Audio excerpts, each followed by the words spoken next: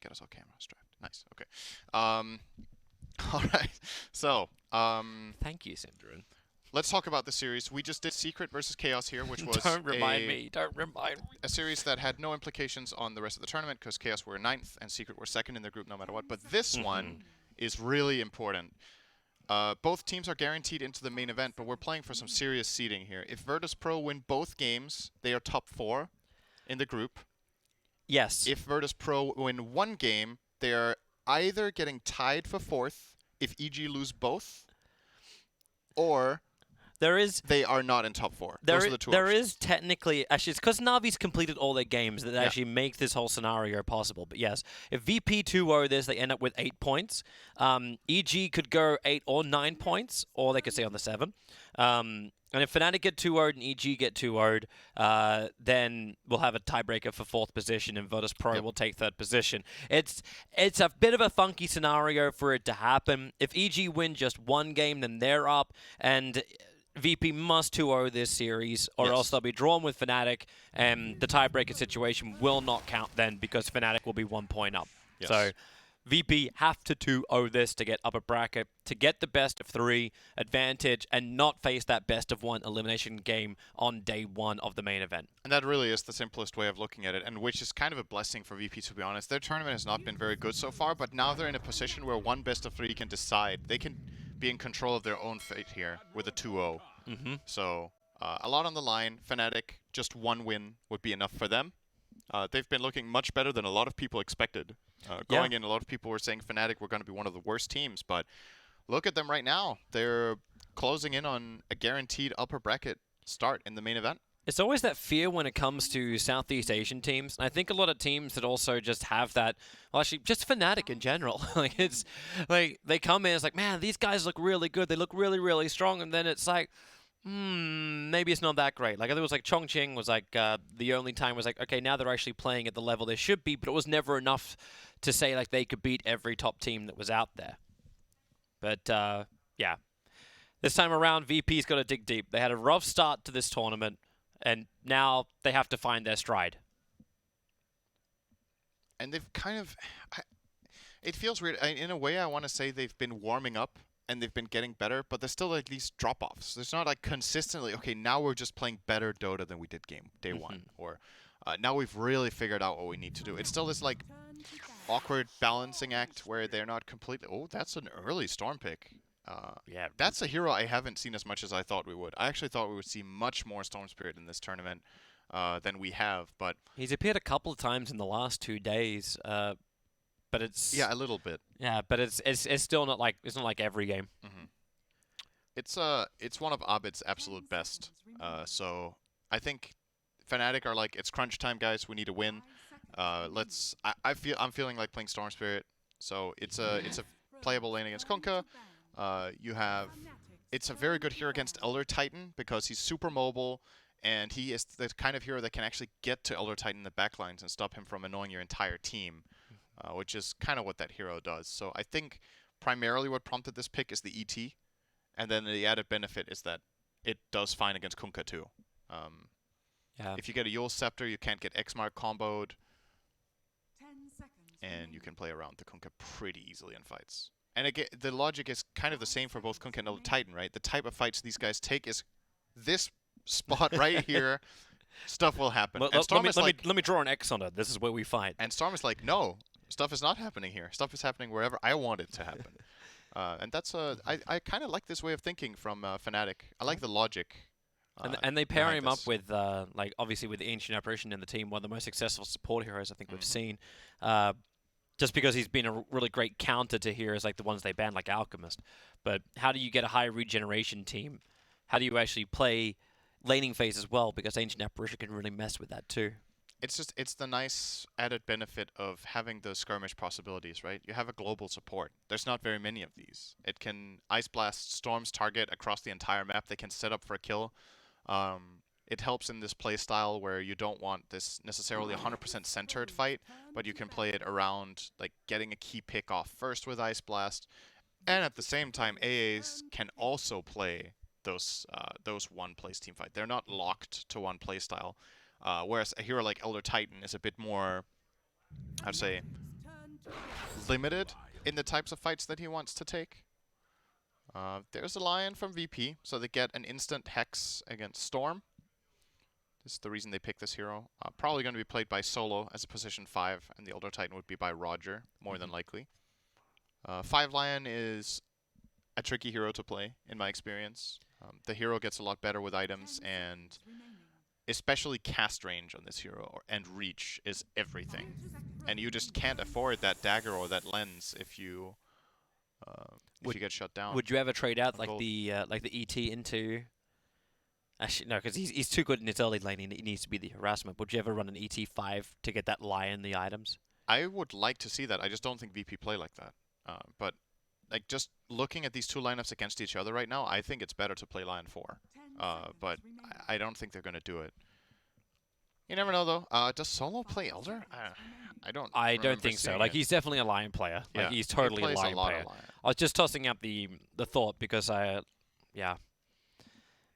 We should mention some bans, too. With the AA Storm opener, Fnatic went for a Nyx ban, even though Elder Titan was already picked. Yep. And VP banned out the Lifestealer as well as Timber to protect their Kunkka's game mainly and give him a better time, and that's what led into the Lion pick. Shadow Shaman, hero we haven't seen too much of. We've seen a couple of games, especially Fnatic have been running this because arguably DJ plays it the best out of everyone in the entire world. Like, he is super good on this hero, extremely comfortable, very experienced, and he's definitely not in the upper echelon, but he's in the mid tier. Like, he's been picked 18 times for 61.11% that's win a rate. good win rate. And the Shadow Shaman for DJ gives something to this Fnatic lineup that it didn't have so far. It gives a tower push. It's one of the supports that has the most tower damage in the game. It's like Shaman and Chen are probably two of the biggest ones that you can get to take towers. Jik Hero, honorable mention, but usually people don't max the liquid fire for that. Now, this matchup sucks for Shaman. Invoker is really, really annoying to deal with. However, you're never able to get a full duration shackle off, right? It's hard to shackle. Cold Snap ruins you, and you really don't want to get EMP'd on this hero. Not because your mana pool is small, but because your spells are expensive. So, like, relatively, it's the same as getting EMP'd on a strength hero, right? And you don't have mana for your spells. There's a 3 position. Ice. Yeah. Ogre Magi, because there's no way he's running AA or Storm or Shadow Shaman in that role. So. This is a core Invoker, right?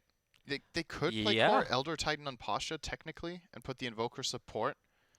Have they played Pasha Titan yet? They might have played something tells me they played Pasha Titan one game, but I'm not 100% on that. The reason I'm looking for it is that obviously Invoker has some bad matchups in mid, but he is assuming that he will be playing against the Storm Spirit, and the fact that Brood is banned, which is Invoker's #1 horrible matchup, allows VP to pick this with the intention of playing it core into the Storm Spirit mid. Try to find out the answer for you. There's some interesting possibilities with a Quas-Exort Invoker this game as well, by the way. We're mainly talking about Quas-Wex because that's the most of what we've been seeing. But if we do have an Exort Invoker this tournament in this game, there is X-Mark set up for Sunstrike, there's the Lion Stun for Sunstrike, there's a Sleep from Elder Titan to set up Sunstrike, and there's fragile heroes on the enemy team that have a tendency of dying to Sunstrike. So a lot of good things to be said about Exort here. The Ogre Magi being the exception that is a bit harder to kill with the Sunstrike, but the rest of the team definitely very possible. And another thing you get out of putting a core Invoker is you have that scaling into late game. This hero, when it gets to a certain point, it's like if you were to curve out his impact, it's a slightly weird curve where he's not that fast in the start, and then he gets good, then he gets a little bit weaker for a while, and then he gets really good when you get to late game. Level 20 Cataclysm, if he gets Refresher Shard, if he gets 4 or 5 items. In many ways, this is the ultimate late game hero, actually.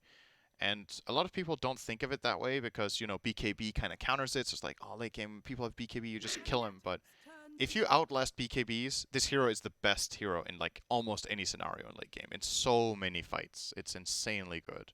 Because you have so many spells to choose from. You have so many conditionals that you can, you know, so many conditions that favor you. And your damage is ridiculous. So, but let's see if VP can get there. That's going to be the challenge if it is a core Invoker. I'm theorizing a lot here. We don't even know So It is gonna be a core. it's only been like ET support played by Roger Only. for Okay. Virtus Pro. So Gotcha. there's been no shenanigans on that front. And there's the hint that Fnatic want to not drag this game out too long. They're assuming it's a core invoker and that the Titan line is the support duo. So what do you do against core invoker? You try to push down the towers, you take control of the map, and you look to end the game before invoker gets out of control. And Juggernaut Shadow Shaman is a great way of doing it. You have pushing power, you have the healing ward, serpent wards, and healing ward also could be really useful in what looks to be a game that can have pretty drawn out fights. Yeah. Kunkka boat extends fights, Elder Titan plays long fights generally, and you can stay alive. I just like seeing it from Fnatic where they got these low cooldown, always able to continuously fight. So you say long drawn out fights, not just because of like obviously Kunkka boat, but Fnatic, they're not going to instantly pop you. They're going to keep chasing you. They're going to keep stunning you. They're going to keep looking from one target to the next, the next, the next. The only thing which has like a big long cooldown is looking at Omni Slash. Yeah, and Serpent Wards. That's kind of it. Mass Serpent Wards. And a Slark pickup from Virtus Pro. So we get the last one for Ramses. And that means that we will actually have a 3-position Kunkka in this game. Yep. With no one taking the Kid Invoker. I love him. I love No One Invoker. I hope he gets to showcase a good game here. Win or lose, watching really good Invoker play is a treat. Playing against really good Invoker play, really annoying. But yeah, this hero is something exceptional. And one of the cool things, like if you think about the average player or the average viewer of the game, I think Invoker is one of the heroes where there's the absolutely biggest discrepancy between what you see in the games you usually play and what you see in this level of play. Obviously, every single hero at TI gets played way better than the average pub game, but there's just, this hero has so much finesse that you can use and really appreciate. So I feel like Invoker is kind of a fan favorite for a lot of people to watch in competitive Dota, just because you're like, wow, there's so much stuff here I couldn't have done. And I want to see it showcased. You don't really see it to the same extent with support Invoker, you know. Like, there's a couple of spells. I feel like most people can throw Tornado, EMP, and then cold snap somebody and put an urn on them. It's once you see it's someone get cycling like 10 spells and 4 items. Yeah, it's like I got like Aghanim Scepter as well, so everything's like a little faster, refresher orbs, like boom, boom, boom, boom, boom, boom, boom. The whole combos. It's so satisfying. Yeah. So, for Fnatic's sake, they would like to not get to that stage. Yeah. Fnatic's lineup wants to win around 30 minutes, ideally. They want to get maybe 1 or 2 Roshans. They want to use the Aegis to push high ground, and then get the job done before both Invoker and Slark can get too many items. I favor VP pretty clearly in late game here, actually. Especially because the Ogre core in this game, he can survive, but he's like just a factory of agility for Slark, kind of. And that becomes a problem eventually. But do you feel like VP still have the control over, like, if Arbed has a good game? They have decent tools against Storm. They have Hex. They have the Invoker, who has multiple spells that can be annoying for Storm to deal with. Because if you go late game, by that point, Line's got items, or should have some items. Kunkka X is still something he has to deal with. He can buy Yules to counter it. But yeah, it's going to be a very momentum-heavy game from Fnatic. And if they get off to a good start in their lanes, that's the one concern you could have for VP, right? When you play this core Invoker, it's okay. Are you done? Okay, cool. It's VP and Fnatic, man. Like, we're gonna get everything. Yeah. When you play core Invoker, your lineup has a tendency of being a bit slow. Invoker wants to farm a lot before he gets involved. And you're playing that together with a Slark, who is also a little bit of a ramp-up hero. So the game for VP is not the highest tempo, and Fnatic are going to look to exploit that with some really fast gameplay. I'm pretty sure. Oh, yeah. That's what we're going to see. So well, you're already seeing them move into position for an aggro move to the top lane. Ramses will be up here with Roger. ISSI starting with really heavy, aggressive items. He has Orb of Venom and Stout Shield, so very low on the regen, but a lot of pressure able to be put. Well, that means like DJ and Doob will have to stay up here for a while, right? And they just let Jabs have his lane against Pasha.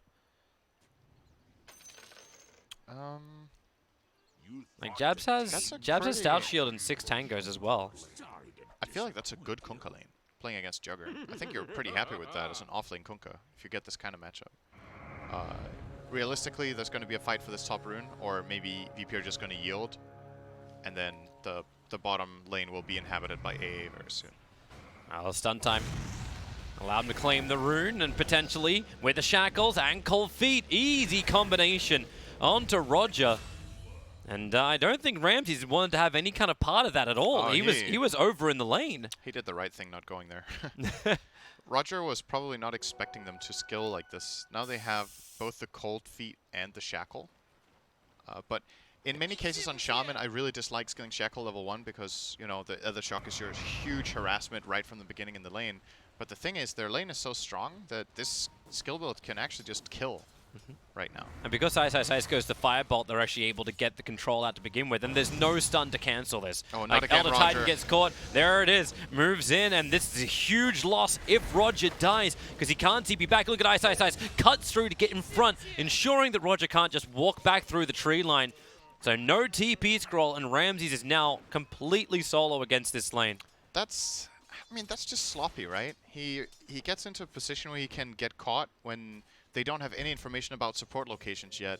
No support had been showing bottom yet. They know this. VPR should be communicating there's nobody bottom. So they're going to be 3 heroes top, and you shouldn't be giving this opportunity to them to begin with. And this is really bad news for Slark now. Because, yeah, like you said, Elder Titan has to walk all the way back to lane, and guess what? When he comes back, both of these heroes on the Radiant side are going to be closing into level 2. And we've got to cast a lot of games of Mineski, where we saw KP running Ogre. And my god, like a little bit of farm early on with a couple of aura items, he is unkillable. And if Slark's unable to build up the damage output against him, he's just going to get stunned, controlled, ice blasted, every part that just means death.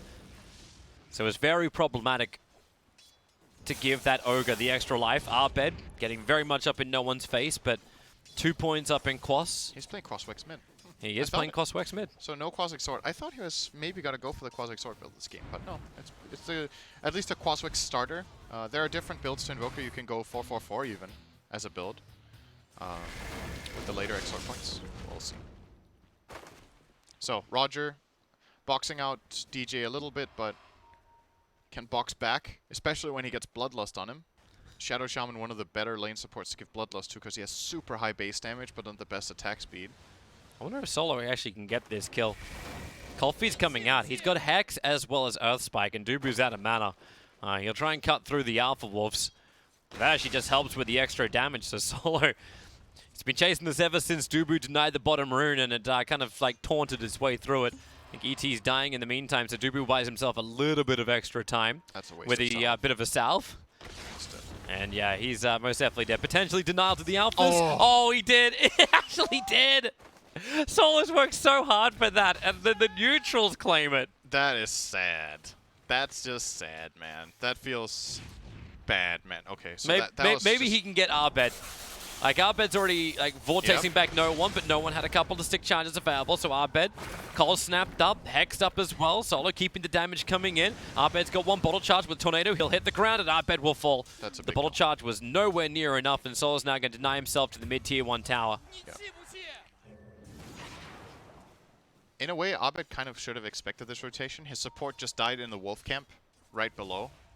So it's a pretty natural rotation from solo to go up to mid. I don't know if there's a lot of creeps that Abed needed to contest at that time, but giving that opening to VP is definitely very welcome for no one. Who got the kill? Was it shared? No, it was Solo got it. Oh, Solo killed Abed and got 3-2 gold, huh? Interesting. The meme is alive. This top lane's been real odd. Like they keep getting creep pulls to the Dire side, but now mid lane again. Oh, again, really? Oh, he messed up though. He didn't get the MP connection on Abed. And support's coming in from DJ, so he'll grab the regeneration rune. Starts with the shackles, holding Soul in position. No one. He's not even able to stop this with the ether shock. Vortex pulling back in solo. DJ's going through this entire thing. Okay, maybe. Yep. Okay, he could have got to 4 mana as well, but he wanted to get 1 extra hit into no one. And if the MP connects from no one originally, I think they might be able to take this fight much easier into the storm. But that missing, not good news for him. Time to go again. Oh, yeah. Onto the hero with no stuns. That's a level 2 ether shock that takes almost half of the life of Roger off. Solo also pressured Abed down very low in mid, but he's going to... Wait. Yeah, he's going to Shrine in 5 seconds, but first it's Bounty Rune time. Pasha will have to yield this one. Is that 2 for 2? It might be 2 for 3. It's actually a kill up on top because if Roger dies, Lala stop, shock, and no way to stomp. So yeah, it's that's a 1 for 3. Man, this is not Roger's game right now. It's very tough. That's his 3rd death out of the 5 kills of Fnatic. At the very least, Slark's game is not miserable, but it's still not good either. What's his net? His net worth is below that of the Invoker. He's 1.8k. Yeah. Like, it's not terrible. It's not great. It's not terrible. Yeah. It's kind of in that range where it's not total disaster, but you're not happy.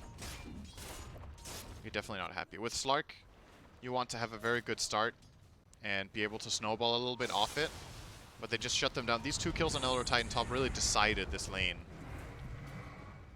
And now Shaman has these mana boots minute 5. It's so useful for Ogre to lane with this because he can keep up this consistent harassment before Slark gets level 6. It's going to limit his laning. I'd imagine that they're going to start putting some serious damage into him now, probably Fire Blasting 2, hitting him. Yep. To dodge the stomp. Just gonna nice dodge Hex. the stomp. Yeah. And Shackle is available. Not again, Roger. Yeah, with our beds arriving. Shackles to begin with. Vortex will be the second follow-up, and Roger, this will be his 4th death of the game in 6 minutes. And it's meant to be an Elder Titan. He's meant to be the one, like, ET throughout this whole tournament has been the one who's harassed everyone in the lane, and now he's just become, as you said, the punching bag. He's facing flat out a stronger lane. He wants to play aggressively, but he can't. Because he's playing with Slark against Ogre Shaman, who got a head start from the 2 kills that he gave them initially. So you have to play this defensive approach, and it's not going too well right now. He's looking to ball lightning forward, and that allow for the cold feet trigger onto no one. But they want a little bit of extra help, so DJ is going to arrive, so there it is. Vortex pulling back with the cold feet. No one going to be frostbitten up, and DJ with the Ether Shock gives all the extra damage they need, but Pasha, he's arriving with the boat and the torrent. No one actually had the life thanks to the one charges. Nice turnaround. And it's actually Arbed who falls. 1 charges, raindrop, some decent stats. I look at Roger, he's like, all right, fine. Fine, now is our turn, Ice Ice Ice. It's our turn to completely miss you, Ice Ice Ice, and get juked out in the fog of war. Well, no, he'll come back in. But support's on the way. So, Ramsey's still not 6 yet. 1 more creep to die and he'll have it. But Roger, no, no! Oh. I think this is the best death he's had so far, because this one was less easy to predict, and he may have saved Ramsey's life with this one. Because Ramsey's was very close to 6, like you pointed out, and that gank could have turned into something much better. Ramsey's Oh, DJ. Well, he'll throw out into the Shadow Dance, so you've already lost 1. With the EMP burn, Dubu just can't move away. The Cold Snap just lasting forever. That's an agility for Slark, 1 permanent. A good couple of kills. Look how Arbed is actually holding him out, trying to vortex him back into the Remnant.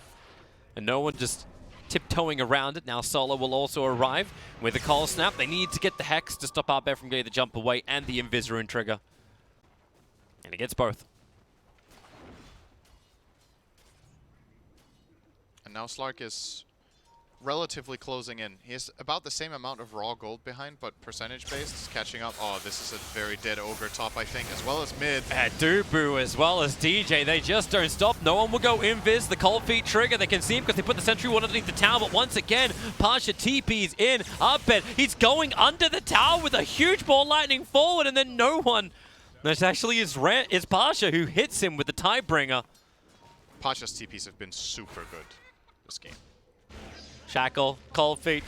Well, with everything that goes right, Roger dies. But this time around, before he died, they got the kill on Ice Ice Ice top, so that's another agility for Slark. Some more ramp up. That's a short duration stun. Hex being dropped. That's going to be easily de-watered out. Ice Ice Ice putting out the Ignite, but no one's arrival. Have they got a Shackle? Yeah, they do. Onto Invoker. Arbed comes in. Jabs has also arrived with the spin. Ramsey will have cover for a little bit longer, but Arbed, he actually body blocks him up. Ramsey couldn't move through the tree line, so Arbed could finish the job. Are we ready for another movement forward? No, we're not. Solo gets a double stump, but Arbed, he does not seem to care about Tier 1 towers. Just wants to keep going with a Vortex slow. They get enough of a hit. A double stomp from Roger. Now, hey, Roger, 1 fight, survive. Nice and quick rotation here coming in from Jabs too. He finally gets off the safe lane. Gets top, they will get bounty runes for this. They get kills, they get the tower. And the reason this fight went as well as it did for Fnatic, Pasha had cooldown on TP because he used it mid before to help out No One's Invoker. And this is what we expected out of this game, right? Fnatic, this high tempo, they're making so many moves. A couple of them in mid have been countered pretty hard by the Kunkka. But of course what that results in is Juggernaut getting extra space as Kunkka is busy going elsewhere. And now he has so much excess farm and levels that he can very easily rotate for these kind of moves and not feel bad about it. And now he's just going to stay up here and play the top area. Sure. That's a really quick lens by the... Holy, he's farmed. What? Ice about to get pumped in the middle lane. Sent up by the torrent, stomped down, but remember, it's a tanky Ogre, but he's not that tanky. Ice actually turned around to get the Ignite off to allow an Ice Blast to fly in. Pasha and Roger, get out of there! They're going to get brought down, or are they? They turn around. No, it's Jabs in for the spin. Ogre and Storm will both lose their lives for this. They did commit the Mass Serpent wards. That's a big ability down from DJ, so they can't push into the tier 1 tower that hard. DJ has the same net worth as a Storm, almost, and the enemy Slark. This, to me, is one of the absolute best heroes, best supports in the game to have a fantastic start on. It's so... Having Lens on Shaman, it's just a different hero. It is so strong. And the reason DJ has this, he got 6 kills in this top half of the map primarily. I think one of them was maybe mid or long jump. Well, that's a very long jump armband, but it does dissuade VP from attempting the denial of the tower. That's a big tower to get. That's the mid tower minute 12. They got the top tower. They're giving Ice bottom to farm. He's going Midas. Ramsey's doing the same thing. His Midas is just arriving at the 12-minute mark. Yep. That's a brown boot Midas though. No phase. A good Slark game, you have phase Midas before this, so he's 1k behind that, at least. But see him catching up slowly on the net worth to the Jugger. Yeah, Chug is definitely by far well ahead, but it's still out of the top 4. VP have 3 of those slots. Just Ogre is doing his stuff. The 1,000 is the gold is the experience advantage. I had the wrong graph first, but it's also the same for the net worth. And now VP want to make their own aggressive move, trying to hit this mid tower. They need to be careful. Yeah, Vortex is there. Solo running through the tree lines. Ice looks for his target. Ignite will just slow things up. That was an interesting path from Solo to take, but it does take him to freedom and lets him put down an observer ward behind the tower. Yep.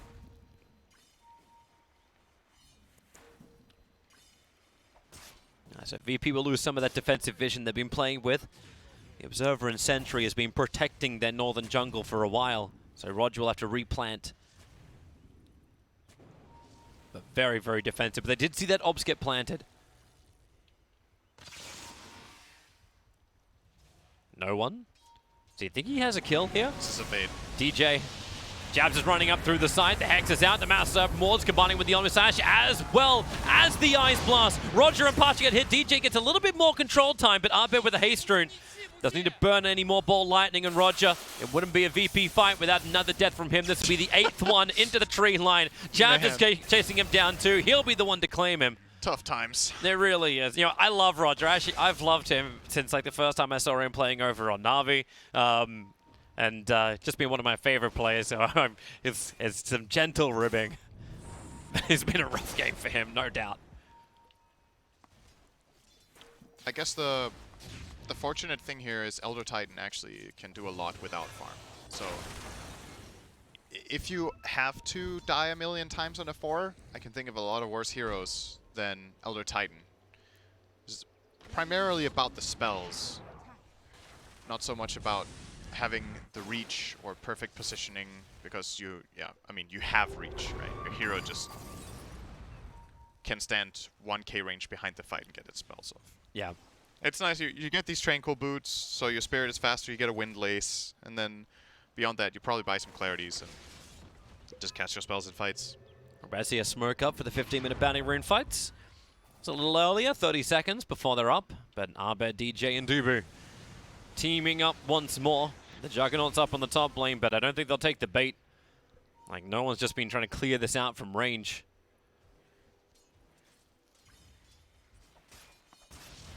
Yeah, you probably feel so comfortable being underneath that Obs, but yeah, no one feels something. Sentry ward gets planted. Dubu sees the Obs, but if he takes it out, yeah, let Jabs run up there and take it out instead. As Pasha, oh boy, Solo as well as Pasha, they came in through the rear. Ice Blast is flying out. Solo, will he get hit by this one? Abed jumps himself forward, couldn't actually control Solo, so the Ice Blast won't do its work. In fact, there's no one doing his work against Dubu in that back lines. Cold Snap control and the boat to connect. The Tornado Juggernaut falls and dies. And Virtus Pro, the fight they really wanted. It was very important that they had the Shrine active and that they go to it straight away. And also that the heroes that connected on Solo couldn't stop him. Like, the Ice Blast missed, then Storm kind of half chases him, has to just give up. He's like, there's no way I'm killing this guy. And it's just... alert, exit.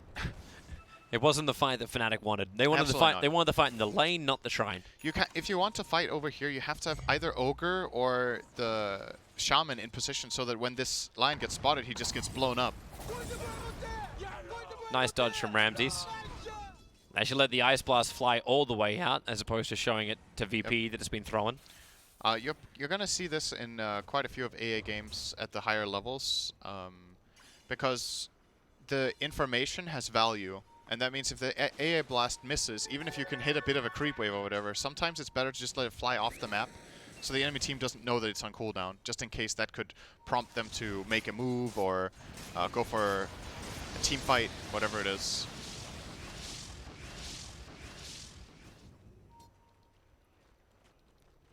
Well, a little bit of a lull now. Yeah, Slark is catching up very nicely now, by the way. This one moment at the Shrine was huge for VP. There's so much... You actually see the swing in the graph. Like, yeah, 5,000 experience advantage, 16 minutes in. The gold has moved as well by about 3,000 to 4,000. It calms things down a lot when this Shrine move fails, because they also don't get the top tower. VP regain control of the jungle. And things were really escalating very quickly for them too.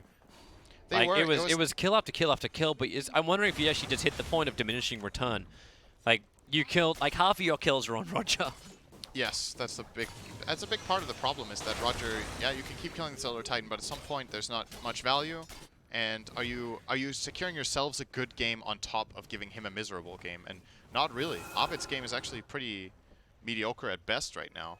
He's far behind the counterparts on the enemy team. It's Only like really Jabs. DJ who's got the most out of everything. Yeah, DJ and Jabs have really great games right now.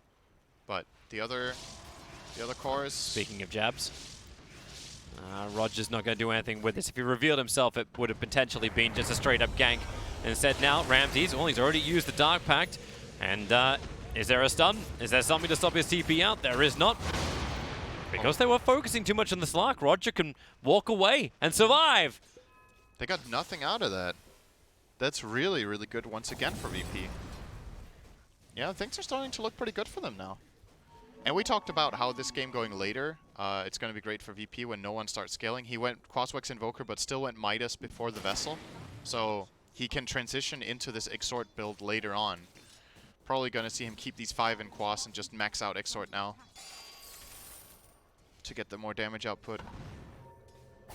And how do you put the pressure as Fnatic? That's the question. You need to...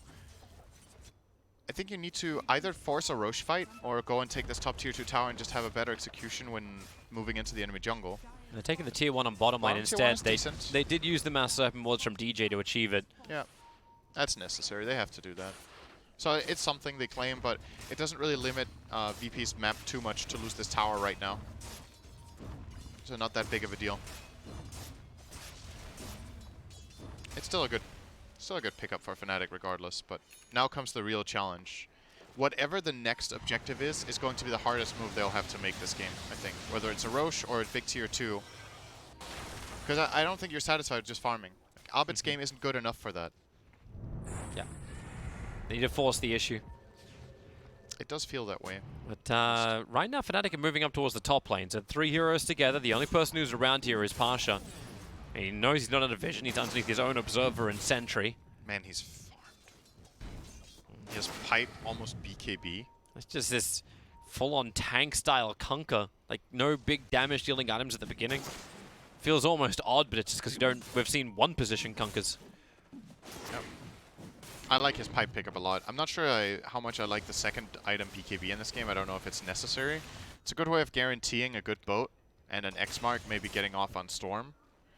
But he could buy more auras for his team as well. buy a Vlad's for the Slark. He could buy mobility items. This looks like a pretty decent force staff game if he wanted to play defensive for his teammates. Get them away from the Shackle, get them away from Vortex. New items to arrive. We've got Diffuser Blade for Jabs. ISI still has a couple of extra items, but that'll help him complete up his hood at least. Actually, Lotus Orb is crazy good this game too. I actually think maybe that would have been the best item he could buy. Together with the... I mean, I get the BKB logic, but Lotus would be really nice here.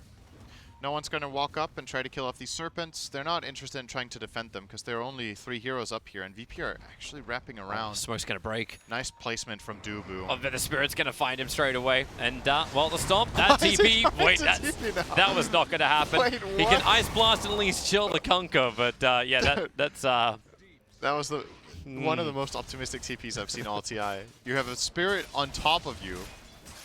There's no way.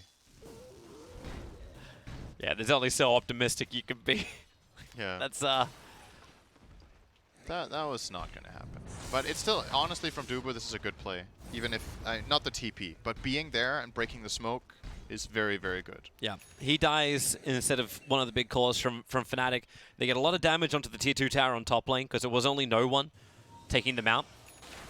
So the tower goes down to 1/5.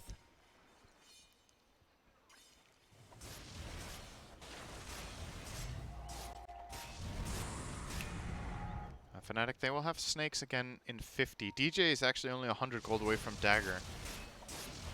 It's amazing how fast Jabs is farming. I would really like a BKB on DJ this game. This is one of those amazing BKB Shaman games.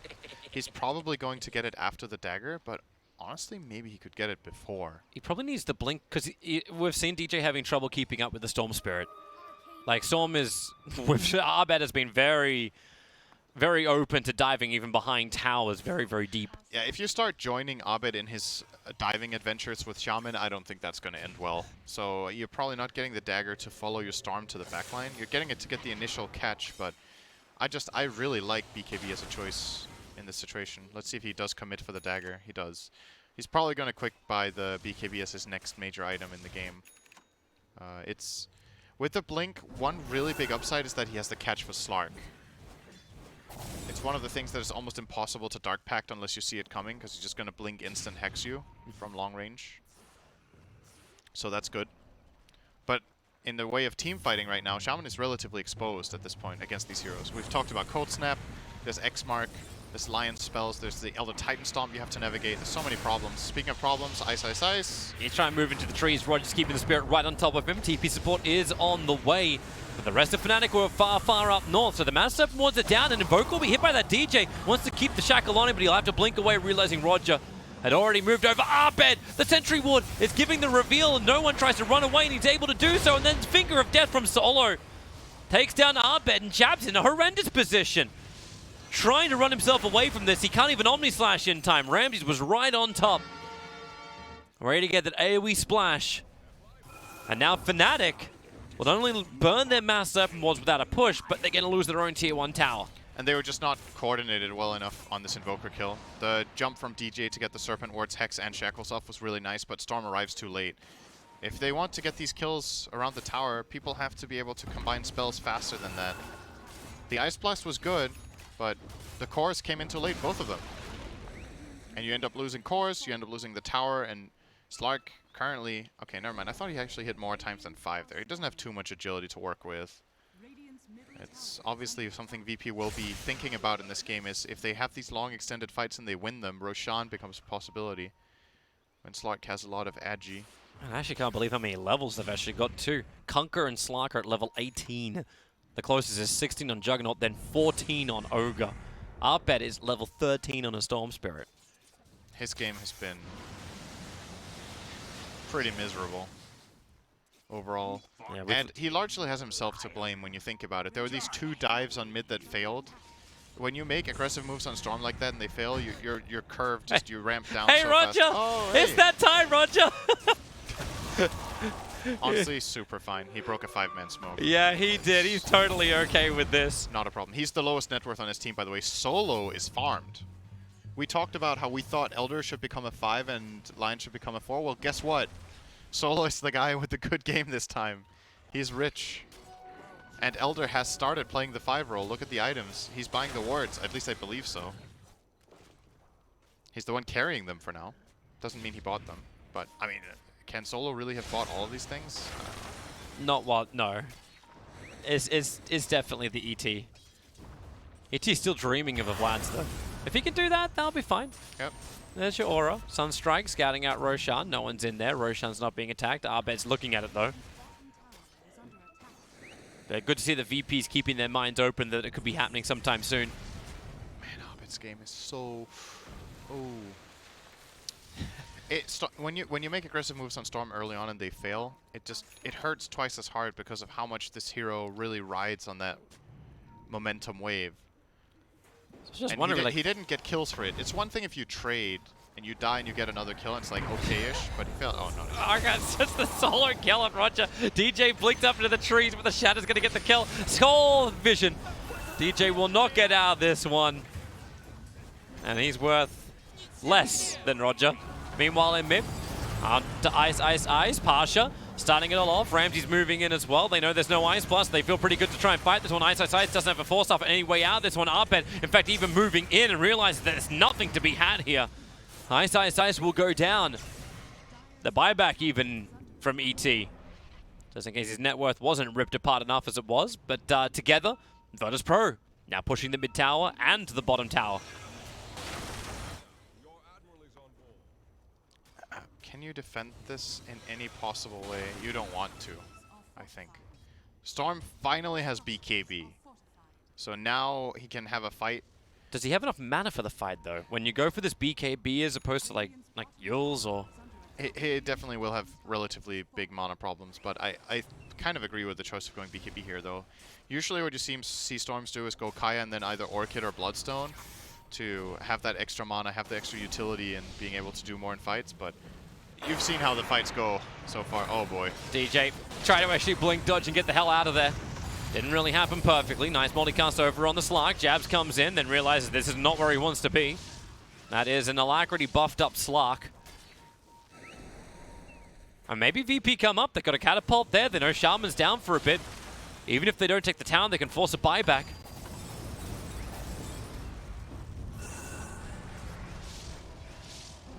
Doesn't seem like they want to do that. No. And they don't force the buyback, but it's okay. Slark will head top. Back into the farm. He's working his way in towards a Lincoln Sphere.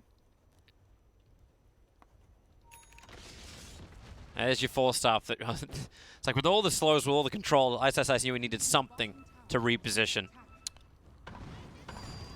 Do you really go SNY on Jugger this game? Well, he did. I think originally he had the Manta queued up. It wasn't SNY. I don't know if they had the feeling that, okay, this next fight is massively important, I'll just get whatever value item I can, but it really feels like much more of a Manta game to me than SNY. At least it'll give him some level of like defensive aspect, but now it's like I'm not going to say glass cannon for the Juggernaut, but you're not going a BKB. He's got Basher queued up next. There's way more damage in a Manta than in an SNY on Jugger, because you have the Diffusal Blade, so I feel like you definitely wanted to go Manta here. It's a way of breaking Cold Snap. It's a way of playing around Slark. Huh. Okay. Jab disagrees for the moment. And he swapped to BKB. Yeah, he swapped to BKB, not Basher now. Yeah. It seems kind of crazy when Arbed sacrifices any kind of items, like, she's going Orchid as well. Normally you get that when you're further ahead. Okay. But when Arbed rushes to BKB and you don't see the same reflected in your 1 position, I suppose you still got spin on the Juggernaut. But life just seems very difficult for Fnatic to stand in any fight.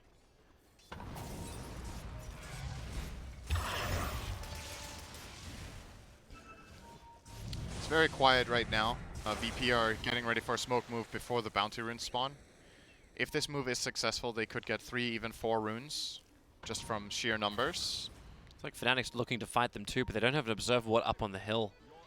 They put it a little bit more aggressively inside the Dire jungle, so I'll see Slark running around, and Slark slows down. Just walking in. so difficult to actually get any kind of vision when Slark just slows down. They know they're visible. Hex going both ways. Ice Blast will fly forward. This will hit over on Pasha. Ramsey's almost finished the job over on DJ and Solo. He's surviving through this. They need to finish the job, but Abed burning all the BKB time to try and kill him off. He was slowed down by the Lotus Orb. But with all that time, Ramses has just been going to town the back lines. Juggernaut finishes Omni Slash, had to spin himself away to safety. And out of range of the ET splitter. All of this for the bounty runes. But you still ended up having 2 deaths on Fnatic and the buyback of DJ. And that wasn't even completely clean. I think Solo could have blown up DJ right away if he fingered him earlier. But he held on to it. I'm not sure if he was waiting for a secondary kill, but when he got the Earth Spike out of the Hex Earth Spike out of the tree line, you can instant finger the Shaman there, take him down, and the fight will progress. Because what ended up happening was Ramses had to use 4 or 5 seconds running down that Shaman who got force staffed.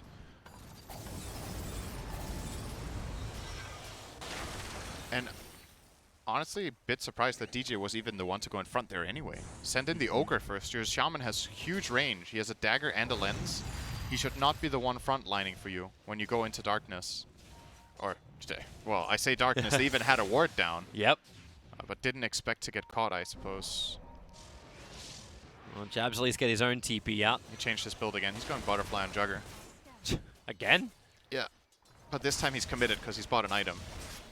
Now it's not in the idea stage anymore. Now it's happening. They need to ensure he's got the space then. Like, farming up bottom lane's nice, but if Jabs is down here and he doesn't have a TP scroll available, he can buy one from the side shop. But they're going to lose this tier 1 tower top lane, at least. It just was the... What else is Fnatic willing to sacrifice to get Jabs to finish up the butterfly? He'll have it in 1 minute, if that. Yep. Well, so Storm pushes mid instead. That's one way to dissuade them. But Ramses has already taken the tower. So really rune top invis could set up a fight for VP, perhaps. And how the hell do you win this vision game when... it feels like so imbalanced when you have a Slark. Oh, I'm slowed down. I think I know exactly where the ward is now. And being ahead with Slark in your team is so nice. Being ahead in general is nice. When you're comfortable to actually just run around the map and check where the vision is. Well, the TP's come to bottom lane. Ramses defending against the mass serpent wards of DJ that's already being committed. They see Roger blink forward. DJ will hit the shackle. Ice Blast will fly forward as well. But remember, it's just Roger. They go in for Roshan, so maybe Roger does matter. Yeah, 70 seconds down, he's a great deterrent to doing Roshan, so that's why Fnatic are going for it. But no one can do the same type of thing with crowd control in the pit. Scout with the Forge Spirit. It's a very cute Forge Spirit. Yep. And they're gonna respect VP here because they don't have resources. Shaman had to go back to base. He spent so much mana in the last minute, including the kill, that he and Abed, without the resources, they're just not... They can lose a 4 and 5 very easily if they don't have mana on these 2 heroes, of course. So you gotta wait. There's still 30 seconds on Elder. I don't know if they should resume this Roche. It feels rough. Like the chance of being caught out by in a Roche pit, Kunkka and Invoker are gonna have a field day. So they're going for a fight instead. Smoke up, rotate around. Try and put the heroes to use. Ramses, well, blink, Hex, wait for him to jump out. Here comes your Ice Blast forward, able to connect. Ramses copped a hell of a lot of damage already, but they can't get the last chip in. He will not shatter in the Frostbite. Probably one of the hardest heroes that Fnatic could kill is the one they found. But they'll use this movement to at least get some vision down.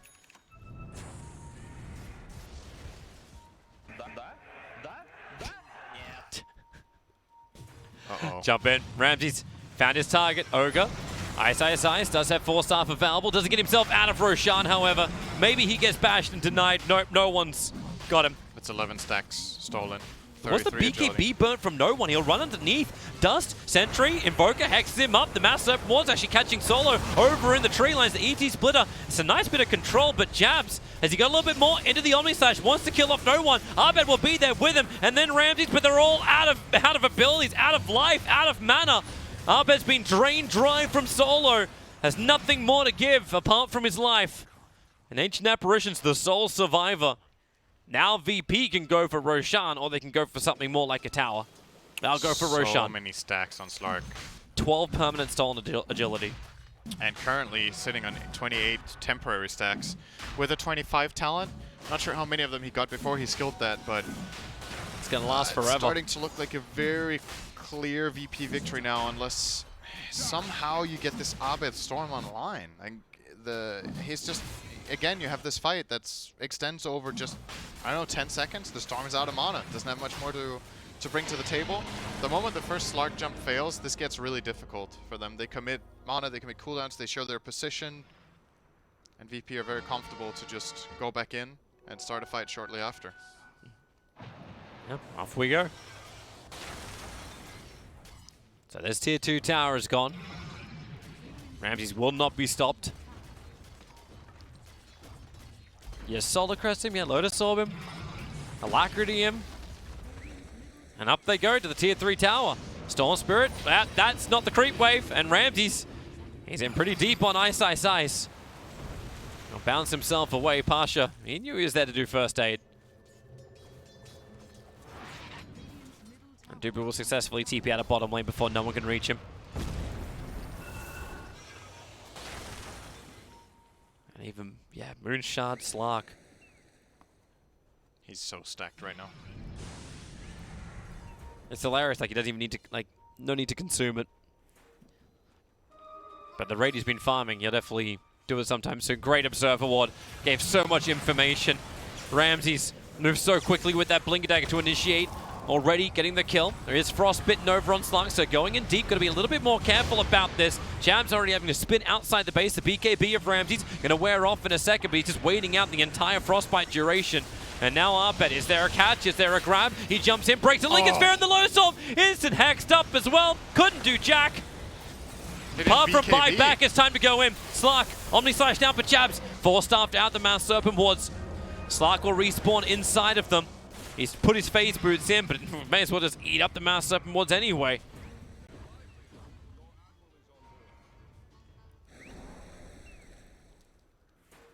Abed has to BKB that jump. He has to BKB every jump.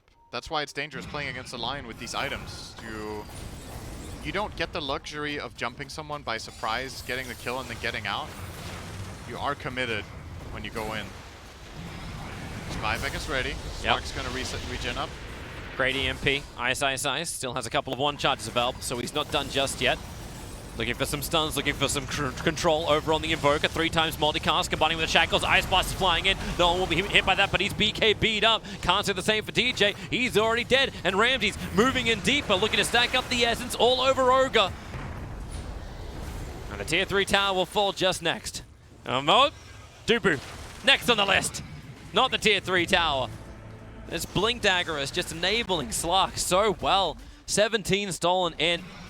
Agility, they last forever. This time Storm Spirit gets the ball lightning out. He does not TP back to base. But VP could probably end now. Dubu's in the tree lines, TPing up, he gets bashed. Oh, life is so hard, but this... They're going for the tier 3 tower on bottom. All right, VP. I feel like they could just end it right now, though. They could. Slark is insanely farmed. Gets Alacrity. He's sitting on 100 bonus agility right now from currently stolen and permanent. Yeah, but VP will play it safe. They're going to go for the Megas, it looks like. With all the tier 2 towers down, yep, nothing stops them from doing this. They're just racking up those fantasy points, right? Yeah, why not? Oh, that's a little bit close for Solo. Okay. Dagon. Yeah, he came to shop, but this is a dangerous shop. Storm Spirit jumps in, Ramses back into the BKB. It's a lower duration, but he won't care. We'll TP away to safety. DJ, nah, can't do anything. Everyone from VP had multiple layers of protection.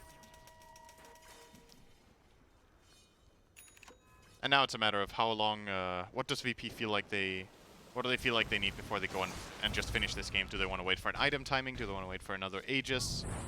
Well, Roshan may respawn in 350. That's quite a while to wait. If they get any decent pick off, they could just probably finish the game. No one's looking for it. The scans are coming out. It's for the 40-minute bounty runes. Slark's got this agility for so long still. He has a lot to fight with right now. When the BKB comes off cooldown, there's still plenty of time to make an aggressive smoke move, get vision out. I think Abed's hoping someone walks into Roshan. He'll take the regen. And Pasha gets both of the bottom bounty runes. His control on the fight is even more crazy with the ghost ship talent. Oh, I think Roger. It's like, wait, how many tomes do we need? That's gonna get Lion to 20. Yep. And Roger to 18. If they want to turn that tome around, I guess that they're not gonna get Lion to 20 before the fight. Lion's 20 talent is actually really good. 500 health is crazy for any support to get. There's the smoke. VP want to end the game. If Lion can get a key jump and set up the fight. Oh, they're looking to jabs. Ramses, in he goes. Jabs very quick onto the spin, however. Ramses, the stuns will come out, but so will the Dark Pact. Running through. And pouncing away. DJ looking for the Hex. The Ice Blast is coming out. He's got Shackles. Only Kunkka. Okay, Noah will also be hit by this. And maybe with the Omni Slash, it doesn't bounce out to no one. Jabs has to be cut free. Someone forced off him out. Jabs is finally out. Over towards Ramses. Buyback comes in from Shaman. They'll need the Shackle control. Abed into the back lines, but now with the Ghost Ship fleet, it's all coming in. And the damage VP, it'll take forever for Fnatic to get it in. And instead, they just get stunned up. Ice will fall. No buyback available from him. DJ trying to hide inside the trees, but they get the stun. Even the Tornado sending up the Juggernaut to be brought back down again into the Sunstrike. GG is finally called. Virtus Pro take game 1. And with that, the deciding game in this series becomes very interesting. Whoever wins it claims that upper bracket position. Is it 100% guaranteed for... Yeah, it is. Yeah. It is. It is. Best of 1 for upper bracket. Sure. That's this is the real tiebreaker now. And the loser is not even guaranteed lower bracket. Loser is... They could be in a tie for 4th if EG lose 2-0 to NIP, which is very unlikely given how the tournament's gone so far. Yeah, but EG would have to lose 1. Yeah, EG have to lose both, I think. Yeah. Right? Yes. Okay, yeah. So you want to win this next game. We'll check the numbers, and we'll be back with you after the break for the next game. So yeah, don't go anywhere. VP versus Fnatic. This game means everything after the last one, which meant nothing.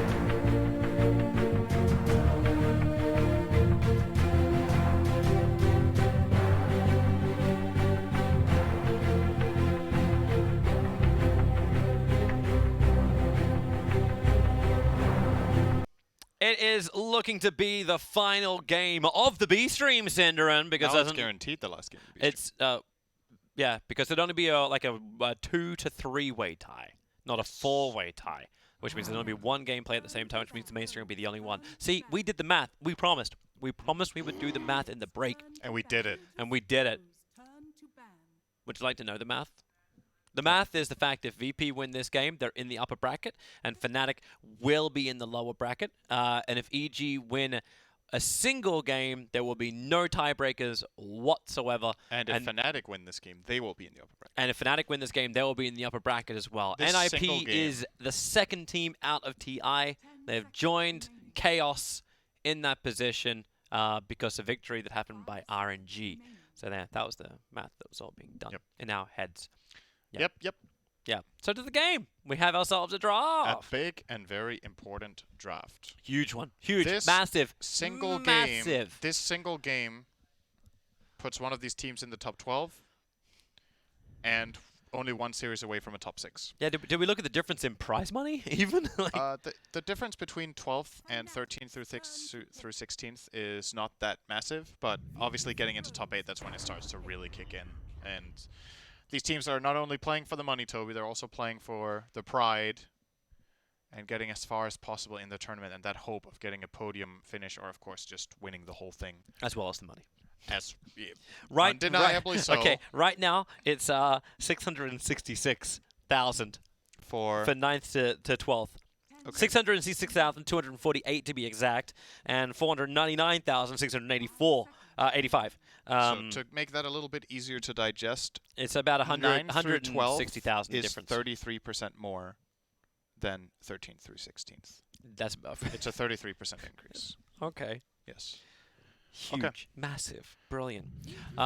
Into the draft we go. This time around, the Cursed Elder Titan in this series will be played by Fnatic and Virtus.pro. Shadow Demon as well as Centaur. They're going back to, I think, the same draft that they started this morning with, which was the SD Centaur opener. And hoping this will pay off for them. I kind of find it funny how in the last game, this Elder Titan was just food for a majority of the game. And Fnatic are like, wow, we really want this hero. Yeah. It was dying a lot. It's like that was just an anomaly, right? And hey, I'm honestly put surprised. it down. Roger took one for the team. Oh, absolutely. He may have taken more than one for the team, but I really think they should have first picked Shadow Demon. I'm not sure if there's some sort of big combination here I'm missing. See, that would also have been nice with the Shadow Demon.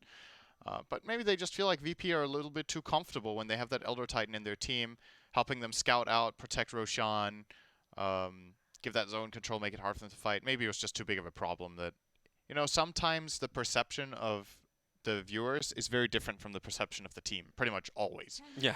Yeah, we're not sitting in that room here. Elder Titan was necessarily not the biggest problem last game, but they might have felt a lot of pressure because of what ET could do in the previous game. So don't want to deal with it. They take it themselves, and they grab themselves a nice Leshrac here, although that will be picked into Centaur and Shadow Demon, who are both pretty good at getting on top of you and killing you off. Isn't the whole idea of Leshrac is like you always stay on top of them as well? Yeah, like exactly. you meant to have the movement speed, but Stampede lets you disengage. Shadow Demon will purge you or disrupt you, hold you in the one spot. So like any kind of aggression which comes from Fnatic feels like it's going to be then directed towards a building, something that doesn't move away from you. This is definitely a tough matchup for Lesh.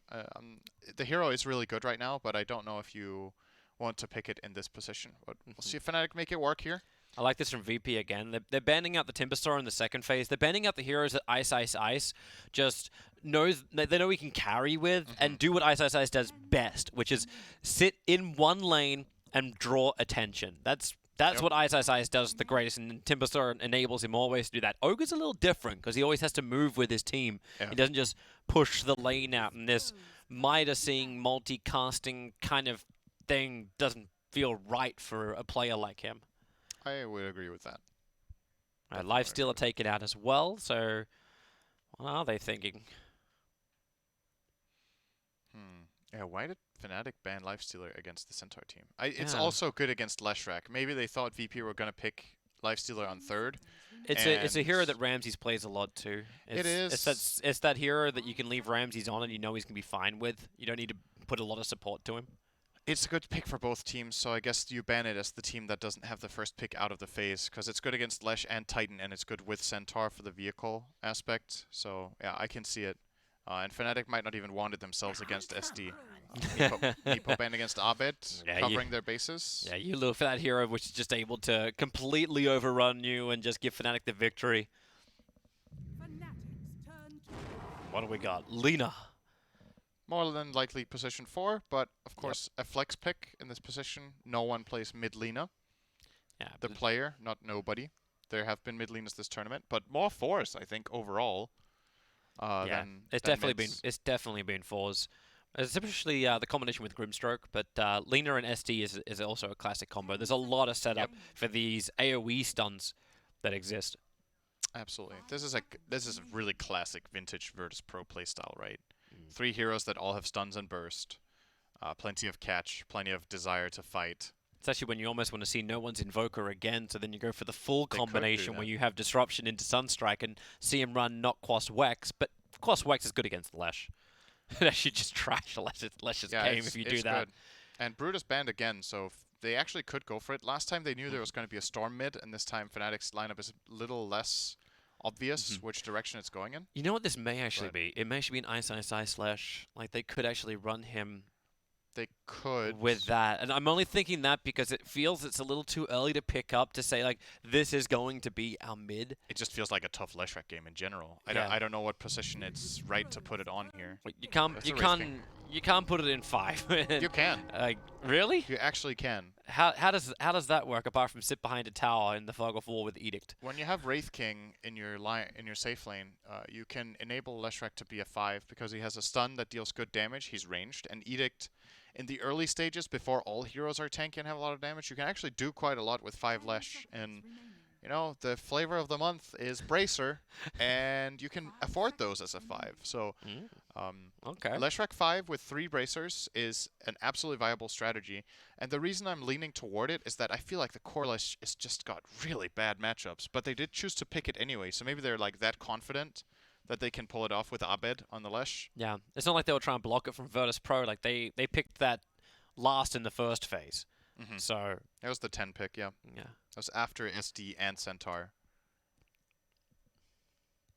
But yeah. All right, so VP.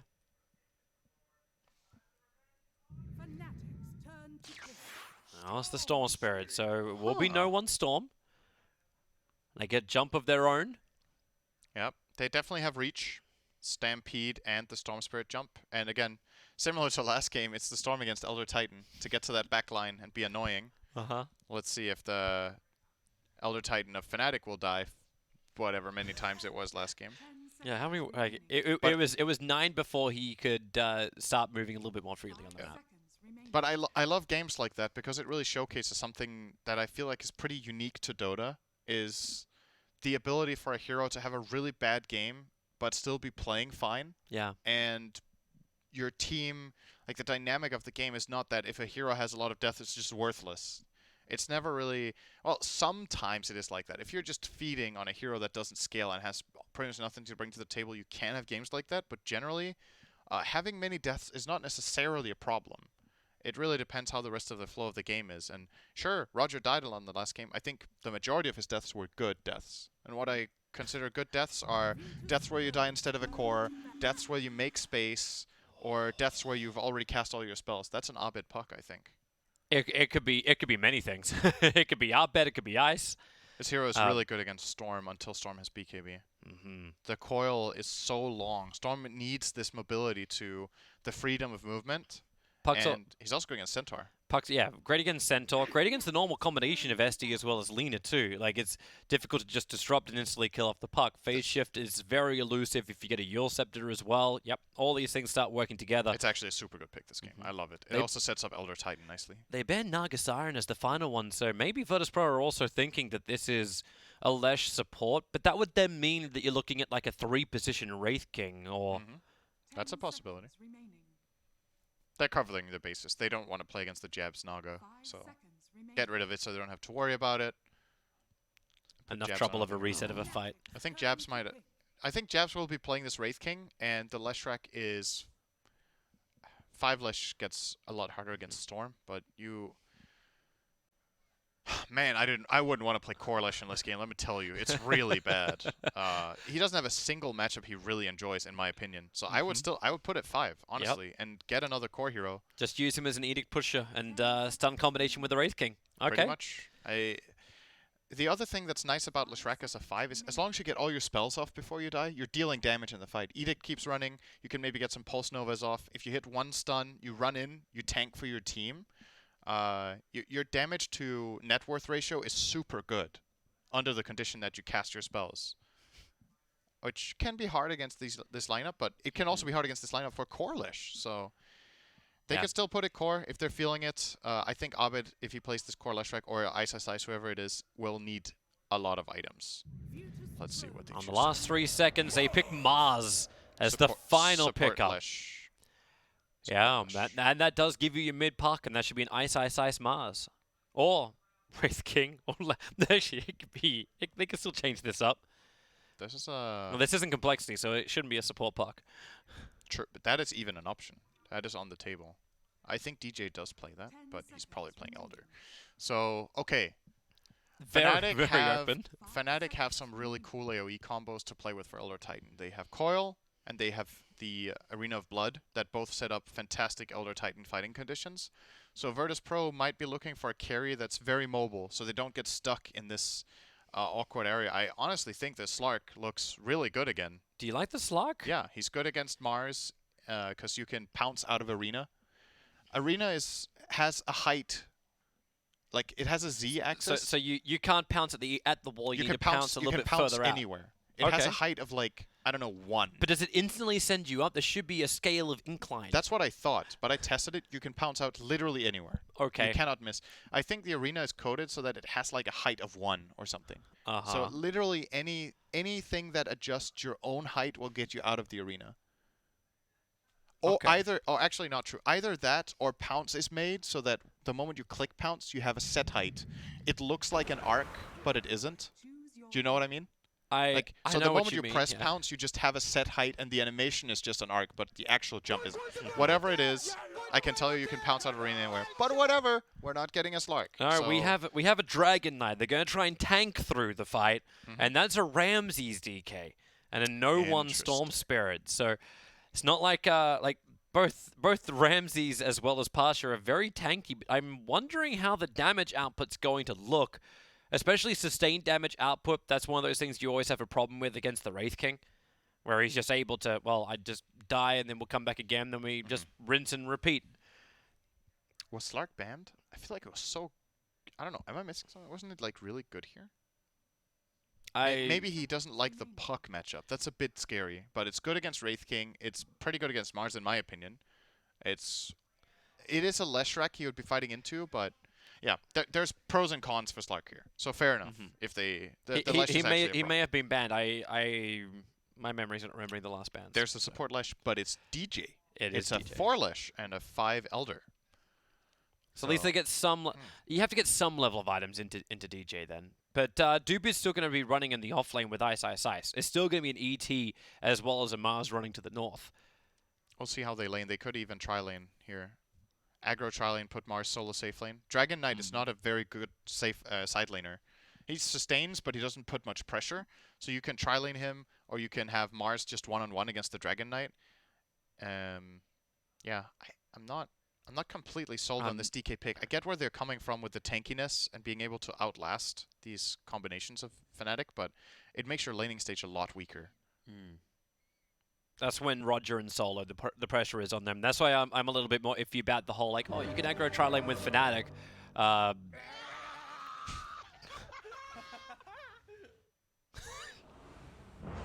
Great run animation.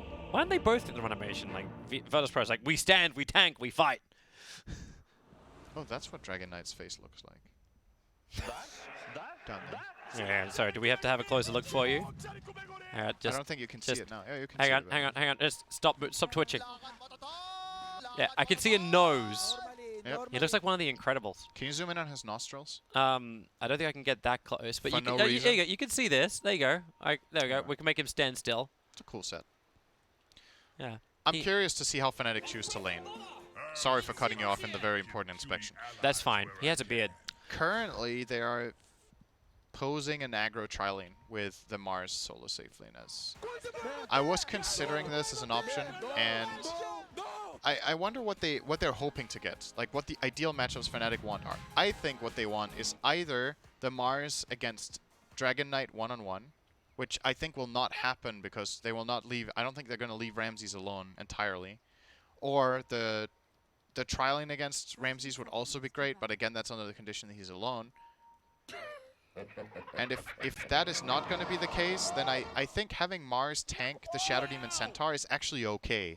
Because you're going to be disrupted into Stomp, but you're probably tanking enough to survive, and then you just spear the Centaur away while he has Retaliate stacks running. And even better, you just don't give him any. Yep. You just never hit him in the lane. Oh, Ice is definitely itemized to tank through everything. Stout Shield, Enchanted Mango, 6 Tangos, 1 Salve. He's looking to have a rough lane. It'll end up being a straight 2-2 rune trade-off. No one's going to take any risk. There's so much on the line. Like, it's not just about being in the upper bracket. It's avoiding what every team wants to avoid. Well, actually, it's the second thing. Avoiding getting eliminated in group stage is number 1. But having to play the best of 1 lower bracket, it is so rough. And this will help. It's a mantle of intelligence to be brought out to the puck. He's playing super safe because he doesn't see solo. This is a very good call. Whoever made this call on Fnatic, it's very, very crucial that they don't lose this courier. It's time wasted by solo. He's not getting it. He used to smoke. They're still not moving the courier out. They're like, wait, where's Shadow? It came and then it went back. Yeah. At some point, you got to give up on this because you're wasting a lot of time on your SD. Do you want to go tri-lane the Mars, or do you want to help your Dragon Knight top? Yeah. What's it going to be? And a Mantle's not going to be that huge for our bed to be without it for a while. He's still got the 2 Shed Tangos. Yeah, he's okay. The courier actually looks like it's flinching. Like, forward, then back, forward, then back. ET's now going to change his lane up, so he'll come and join Ice down here. Because there was nothing he was gaining against Ramses. Like, this is what they wanted to do. Wraithfire Blast into Split Earth, but they wanted to have the Spirit on top of it to make it really work. But Dubu comes in. Now it's time to beat the crap out of Roger. We're starting where we finished at game 1, and Dubu's got the plus 52 to do that damage. Ice. Spear's going to come off cooldown in just a second, and, well, the courier's coming back. Solo. Oh, he can't reach it. No one's actually tipping him, but he hasn't finished the job. Man, it's like calling GG before the game is done. He waited so long, and then they saw Solo run through the wards. He was like, finally, I can use my courier. And then Solo tries to kill it on the way back, but Abed is ready and saves it. For now, Solo's trying to... He's trying so hard to kill this courier. Ramses is low on life. DJ, if he actually hits the Split Earth, he may actually get first blood against Ramses. He hasn't got a lot of help. No, they're stick charges. Ramses will be totally fine. Solo, when will you stop this? He's pretty stubborn. This can't be good. Okay, there we go. Now he's TPing out. My God, that took so long. Ramses might die here. Nice. Oh, he animation canceled the crit? He actually animation canceled his crit. Uh-oh. He stopped the attack when he was just about to hit him. Uh-oh. That was a kill. All right, that's one of those ones we'll put a request in for a replay in slow motion. I caught the very end of it, so we can see that again. But, well, okay. Well, no animation cancelling on this one. They'll get Ramses up the tower. The Brief Fire will reduce the damage. TJ doesn't actually have enough to get the Edict off, but they'll keep chasing him with the creep wave. But Solo, he's stacking up the Shadow Poison on jabs. Needs to be a little bit careful. Same with DJ. Was definitely not part of the plan.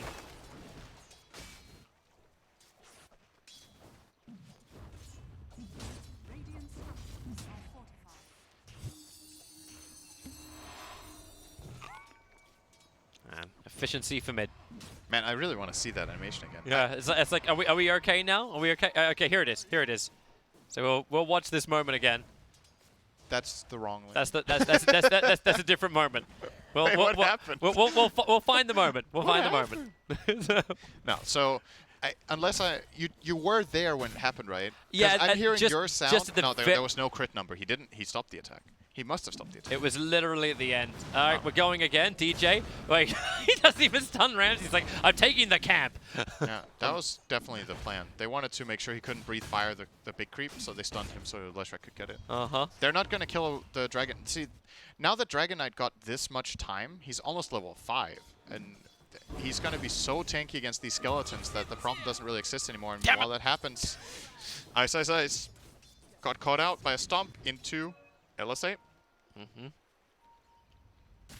Oh, and Duba might be a bit on the receiving end here too. Roger will do as much damage as he can. Put Roger to sleep, bring it in, plus 29 to hit him. He's gonna die. Another Light Strike array, yep. No Dragon Slay, but it won't matter when Roger's got that in a fire burning. Dubu stomps him in the trees. Oh, nice play. Okay. And tries to make another run through the fog of war, but Roger's got another LSA. He's going to try and close this distance.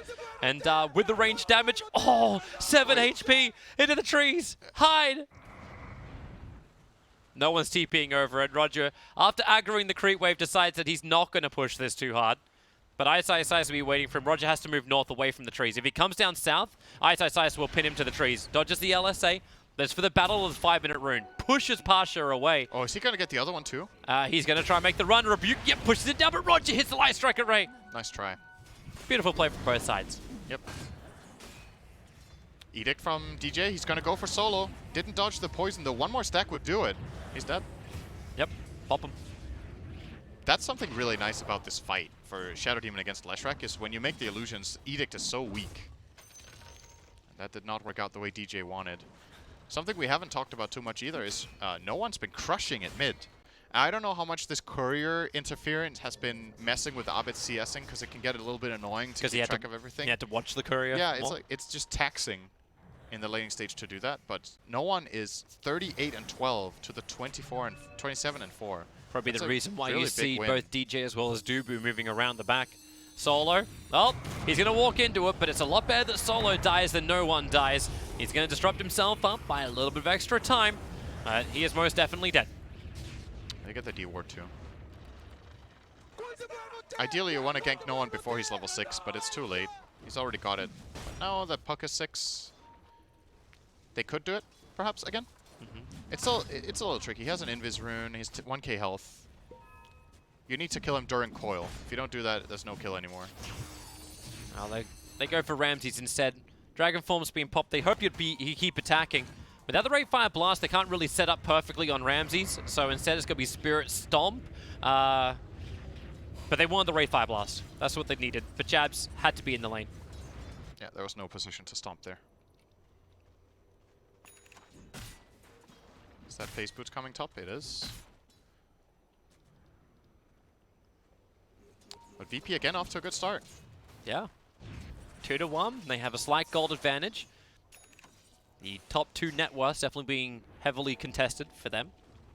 They hold them for the moment. Still want to keep my eyes on what happens with both Pasha as well as Ice.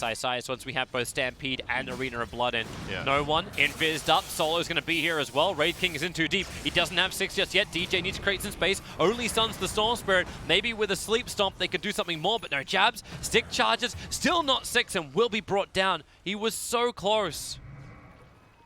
525 of the 600. Ice going to hit 6 first at bottom. I'll need one more person down now here if he Centaur wants to do 6 something with Pasha. Yep, they want to do it. Jabs is here. Jabs is going bot. He's not showing though. Now he is. Well, now he's and Pasha and Roger will back off. No, they didn't want to try to even make a play out of that. No, and Ramses feels this. He's just going straight in. Unless they... Oh, Ice has moved back over. Jabs will go for the first stun. Ice, now the Arena of Blood. Stampede just locks Pasha in the corner, but he's already got the kill on Jabs. The Wraith King comes back to life again. Meanwhile, Storm Spirit will go down to our bed. I'm guessing you didn't get that quick jump away that they were hoping for with the Stampede as well. Serving 2 purposes. Yeah, they just failed the engage there, Fnatic. The Arena didn't catch the Lina. She got stampeded out of it. And then the spear from Ice Mars also missed. So that's one thing Centaur is good about against the Mars. There's a couple of things. First of all, it's hard to hit spears while people are stampeded, because you can very easily just turn or change your trajectory a little bit. The other one is Centaur buys auras, and the types of fights that Mars takes have a tendency to be these like cluster fights. Oh, this is the thing from the start? Yeah, we're 3 minutes in, so maybe I did see more of it than I thought. This is too late. It happened before this, right? Didn't it? Yeah, that's the poison runaway. And no, this is right because he comes back in. He comes back in, and then they look for the crit. No, they're up the lane. This. Okay. well, we can't find it. It never happened. It's fine. Production guy puts his hands up in the air. It's like somewhere in. It never happened. Yeah, it's in a Twitch clip, or it's on a YouTube clip, or on someone's clip. No, Toby, it's nowhere because it never happened. Oh, sorry. Spear mid. Oh, nice. With the orb, Solo's going to go down. And Abed can even phase shift these 4 stacks when they're about to pop, because Solo can't. Oh, he didn't do it. Okay. Because Solo's obviously dead, so he can't manually activate them. I mean, that's 280 damage. That's definitely worth phase shifting. Yeah, it's not like phase shifts can be worth anything apart from a cooldown of a grand total of 4.2 seconds. Yeah. And Veil is now done for Abed, so the amp is starting to arrive for Fnatic. Tier 1 tower was taken by Virtus.pro because that movement to bottom, like it was the easiest DK Tier 1 tower take ever. Yeah. Nothing was going to stop that. That's a really strong puck all of a sudden. DJ sees the stack. He's going to try and battle this. There's support coming over. Elder Titan's going to be here too. Spirit to move over. Roger, no one. How much do you want this no one? Oh, he'll get it. He might wait a little bit, but he'll get it. Just feeling the pressure. Doesn't know if Puck wants to jump forward or not. Dreamcall is back up again. Veil is insane this game. It has synergy with literally all 5 heroes. It's good for Mars. He has the spear damage and the arena damage is magical. You have the Elder Titan Stomp and Earth Splitter, which is half magical. Leshrac has a lot of magical damage, and Wraith King Stun as well has magical damage. So you have so many ways of killing heroes with this puck. Oh, Dubu's going to see Roger. It didn't connect, though. Oh, no. He just ran away. Spear? Oh. White ball. Well, that one hit, but now it's too late. And now it's sport time for no one. Rotate in. Kill off DJ. Everyone else just wants to TP the hell out of here, and rightly so. Abed wasn't ready to fight. He was actually using the Veil to farm up a camp. The one that Jabs is now finishing off, and you still had Stampede. Pasha started moving up, but he came for the 10-minute runes. That was not very pretty. Oh, this is that level of pressure that Fnatic need to be able to deal with. Like, yes, there's a lot on the lines. Now Stampede, DJ, oh, he knows he's dead. He's pulse novering through this, and minimal damage to Pasha and Ramses, who are on bottom lane. While Abed runs away from Roger. Fnatic's challenge now is to coordinate a play that uses puck. This hero is very high tempo and is the strongest hero on the map right now, arguably, with this Veil build. Abed has so much damage, he has so much to bring to the table, but that means they either need to come to him or he needs to come to them. Right now, using the siege creep to get mid tower is very nice. VP are unable to defend, so this is an excellent aggressive move. And this should free Abed up to go for something else. Let's see if can they smoke him up, or they don't currently sit on any smokes. They just use the smoke to get Ice up there. Right. And so next tower. And there's still too much information for Virtus.pro. Like, you see the positions of these Centaur illusions. They know that there's no one from Fnatic inside their jungle. And goodbye to that Observer Ward. So Jabs can take the T1 tower up on top. Pasha's ready to take the bottom tower. He can just trigger his Retaliate.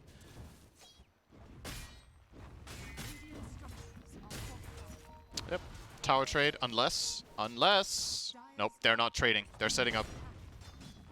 Where's Puck's TP? It's coming in now. He TP tier 2. They're going to smoke behind? They are. So Arena...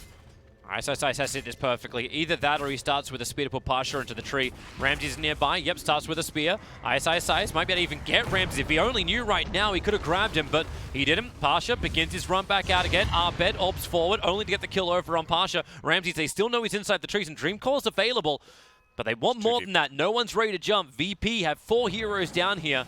Oh, Pasha still got the tower. Wait, I think it died to return. Okay. So the retaliate damage. Disruption's out over on Abed. Keep in mind that Wraith King can't come here, not just because the tier 1 tower's not there, but because he doesn't have a TP scroll.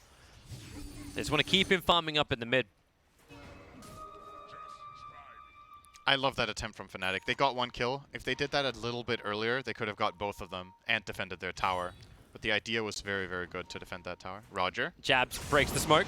Roger very quickly hit on.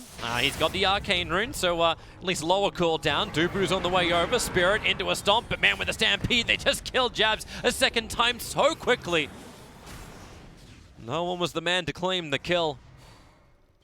And again, just a little bit too late, right? Yeah. If that was supposed to be a bait, And DJ said too. they were just too far away. He's trying to edict down the tier 1 tower. He just wants it. Luckily for him, the edict sticks around, but that's the reason why they use the fortification. Does it last long enough? The creep wave's not far enough forward. Yep. No, it doesn't. They're going to deny it. That's money down the drain for Fnatic.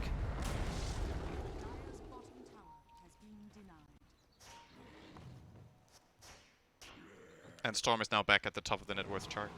No one, did he get a kill there? Yeah, he got the jabs kill. And he also was part of the DJ kill. So good amount of gold coming into him. And in comparison to the Storm of the last game, who was struggling a lot, I think no one has about the same net worth as Abed did 4 minutes later last game. Or maybe even 5. His game is just so much better. Coil mid. Yeah, Ice is nearby, but they're not doing anything with it. They got a TP baited out from Solo. But yeah, they're... VP are just... Today, they've stepped up their level, I would say, by a bit compared to the last 2 days. It's stable. They're not giving away a lot of silly kills. They're controlling the map well. Their drafts are more along the lines of what they love to play and very stable. So Fnatic have to bring their A game to take a game off this team right now. And these last couple of fights where they're just that little bit too late, it doesn't cut it. You gotta be... The execution needs to be 100% right now. At least they're getting more information against Virtus Pro. Deward that fresh obs, which is meant to protect their jungle. The one they have there is actually getting taken out too with the 3rd sentry ward that got planted. Only had 45 seconds left on it, but it's all about what you gain from the kill on the ward. And now the push to the tier 2 tower up on top. TJ's giving it a little bit more respect this time around than he did for the tier 1. But this time he has a team there. They still don't have the Wraith King though. Except Wraith King. Like both Wraith King and Centaurs on the other side of the map, but the Centaur obviously just hits his stampede and he's practically there. TP's in. Fnatic still haven't taken the bounties though. It almost feels like they're setting a trap where they don't want to walk back to the bounty. Well, like they have this strong position. Oh, they got it though. The trap worked. No one actually walked back into that. Yeah, Okay. I'm surprised. I was literally just looking at Virtus Pro, walking away from that, didn't realize the Storm's icon was still on the top lane. Oh, they might even catch Ramsey's mid. Ice is in position. You'll need a setup though. It's a little too far for Ramses. They find jabs instead over inside the Radiant jungle. Yes, ulti again though. Yeah, it does. Already back up. That's that nice arcane ring going to work. Solo's on the run back out through the south. Roger's nearby. Dubu's going to find both of them. And in fact, Roger becomes the fresh target for them with Abed and Ice all behind it under the tier 1 tower. Ice will secure it. Oh, Solo with doesn't have a the spear. TP. He's stuck. He's going to run into jabs and die here. Yeah, he will. Hello. Oh, I just came here to farm. I guess I'll farm heroes. That's just as good. Quick disruption, but Abed's going to arrive as well. Or will force Solo to run a little bit further to the west. And there's your Wraith Fire Blast out. So Jabs with the extra crit, able to finish the job. Meanwhile, in mid, no one jumping into Ice. Dubu looking for the Spirit Stomp. Unable to actually sleep up both Ramses or no one. And Mars, well, he won't get anything off. Ice holds every ability. He might have lived with Arena. Because then Dragon Knight can't hit him through the wall. Storm can jump in, but he had used everything. That might have... Abed wasn't far away either. He has Edge, Dreamcore, Blink, Veil, ready to go. It's an edge case. It's like, yes, maybe you stay alive, but you don't want to waste the ulti, and I don't think there was going to be a return kill either. Abed's damage was not enough to kill these big boys. Abed sees Roger right underneath that Observer Ward. Not even a reason to blink. Reason to connect on stuns are there, but Abed's and DJ will finish the job. They were trying to save the coil, but with DJ's stun missing, you play it safe there. And with that, Solo feels a little bit more confident to come out into the stomp. And Disruption will cancel that. Spirit will continue the chase. But there is nothing to get, not when they don't have that coil control. Even trying to get rid of some of the obs. Sentries, Abed. No one sees this. Actually, no, he's got a path out of there. Does he? No, actually, no, he doesn't. It's a nice little corner. Fnatic have stabilized, though. It felt like it was getting worse and worse with VP finding the kills, but now they've had a bit of success. They've taken over this area of the top jungle for quite a while. Now VP do get another Observer out up there that they will need to try to find a D-ward on. But they've secured time and space for Wraith King. Oh, this is a nice way to reveal your Blink Dagger from Ice. They've been holding the Edict just because they want to have it there with Mars. Uh-oh. Solo. Well, now the arena comes up, but it's not the one they wanted. And because they missed the dagger, DJ will come in. He's the expendable one to put on the front lines. He'll end up going down. The ET splitter. TP did not finish, but oh, man. No one's ball lightning. Cuts across the TPing out Lashrak. Looks to go for a little bit more. A quick phase shift from Puck. Vortex back in again. Has phase shift in 1 second time. The one charge is actually by him that time to then jaunt away. No one's sleeping. Now he can get back in range of the shrine. Yes, the shrine right here. Like, no! I'm just too far away. Couldn't reach. That almost went wrong on the solo kill top. But when Ice throws down the arena, he went for the rebuke first before the spear. Maybe starting to second guess his spears a little bit, but that gives you the time to get that disruption off. And if no one was a little bit faster, that would have ended up being a trade for Lesh, which you definitely did not want in that situation. But it worked out in the end. Smoke movement from Fnatic. There's a nice haste rune to grab. They may not grab it just because they'll be... Nope, never mind. Arbed wants it. They're it's like, setting up... just in case there was an observe ward, but the line came to go into this area, and no one's the primary target now. They're setting up to control this area, and then they maybe get bounty runes after as well. Oh, they're going to see no one now. This is perfect. If he walks to the right... Arbed's just got to blink, jump, and coil instantly. I think they're hesitating because they don't know how many heroes are behind, but that was a clean kill. Even next to the shrine, they couldn't have helped him there. They may also want to have Ice. He's got Blink and Arena up right now, so the jump comes in. If he Blink and Arena's underneath the tower, Storm Spirit, where's the heck? The arrow? Is there anything? Arena, do something! Ramses is going to stun him up. Pasha is the double kill as well. The double stun as well. DJ will fall. Ice is running out of here, and he's questioning his decisions in life. Now the Arena comes up. Battle on the high ground in the ET splitter. Disruption does kick in, but there's still 3 heroes down for Fnatic. And what did they get? What did you take? Ramses gets a double kill. Arbed at least gets something in return for the kill on solo. He'll blink away, but Storm will follow through. And Fnatic, every single one of them is dead. And they instigated this. Okay, that one I want to replay on. That was... oof. In the words of OD Pixel, that was questionable at the best.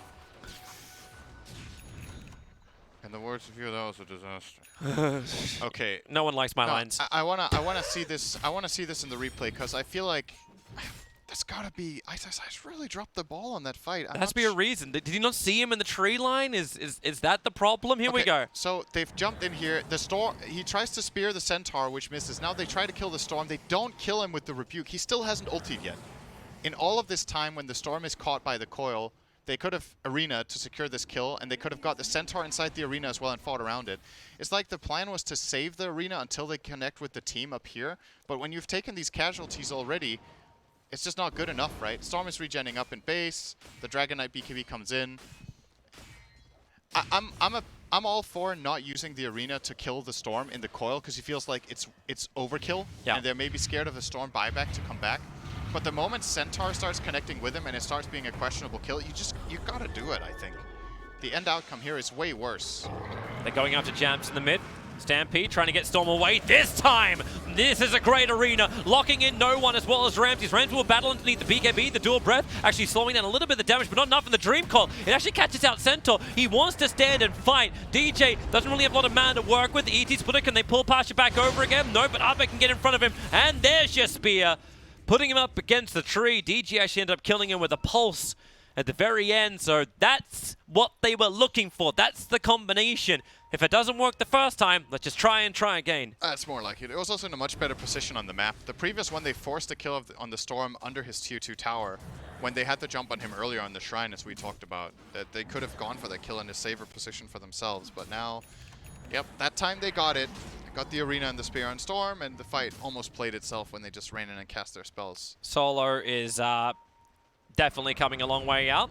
And a quick blink away from Ice as Ramses TP's in. Jabs has Radiance, by the way. So, big key item coming up for him. He's going to probably... I kind of want to see a second item Blink in this game, just to be able to jump in and be a threat to the Storm or the Lina. Getting on top of Lina is really, really good in general. She's very weak defensively, but super strong offensively. So once a hero gets on top of her and she doesn't have the Yule Scepter, you just Like, if Wraith King jumps her, she could just die from a stun and a crit and 2 attacks.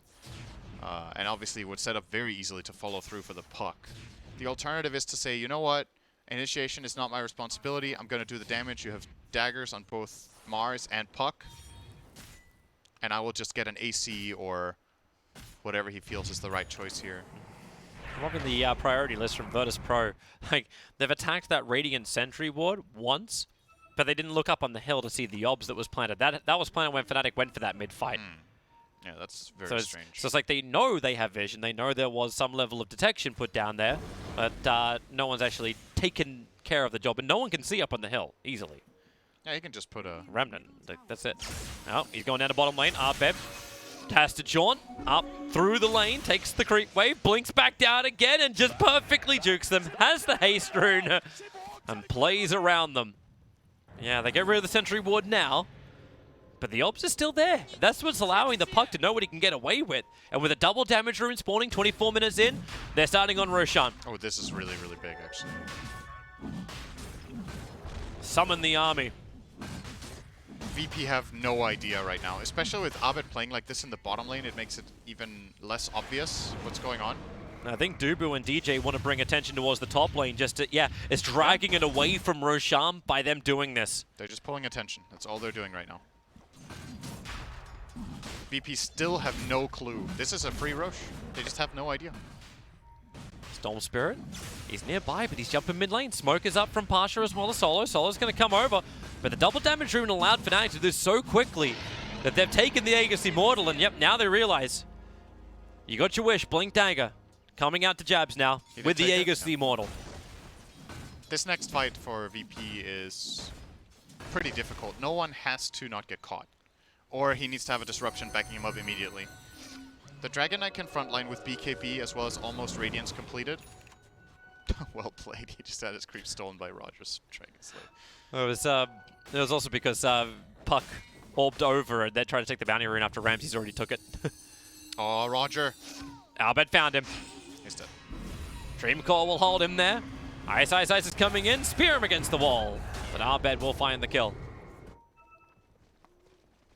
Pasha's had a lot of time to farm up too. He's finished Solar Crest, Pipe, building into an Aghanim Scepter. I guess net worth equal to that of the Puck. Number one is DK by a good 2,000. He's now finished up the Radiance for Ramses to go with his BKB. He's having a really great game farm-wise, but hasn't been too many Dragon Knight fights in this game for a long time now. The one that he got, that he was involved in that went well, was Fnatic initiating onto the Storm in mid. They haven't tried to really push a tower for a while. The mid-tier one is still standing 26 minutes. Oh, Stampede forward. They're going for DJ. Up on the top lane, Perch will be out. Dubu starts with a splitter. He needs to actually Spirit Stomp as well. He's going to try and save his teammate, and I think they've given up on saving DJ. Look how tanky he is. Wow, yeah, he's actually taking through so much with the pipe into the tree lines with the one charge. Has a TP scroll available. DJ, if he TPs right now, he might even get out. Inside the trees, they see him, they'll banish him. He hesitated just a little too long, and now they're able to find him. But so much time just chasing down a support Lashrak. Yep. And what does Arbed do in the meantime? Nuke the wave on bottom. John away to safety under the cover of phase shift. And force a rotation of Ramses. This is why they can't find their fight. And that's just giving so much time and space for Wraith King to farm up. He's going to go BKB, it looks like. I don't know if that's the right call in this game. I know you're playing against a lot of stuns, so usually you would advise BKB, but I think if VP are going on the Wraith King, it's good for Fnatic. I think he wants to jump in and just have as much damage as possible in the tank. I would like to see an AC. It's also something Mars benefits from.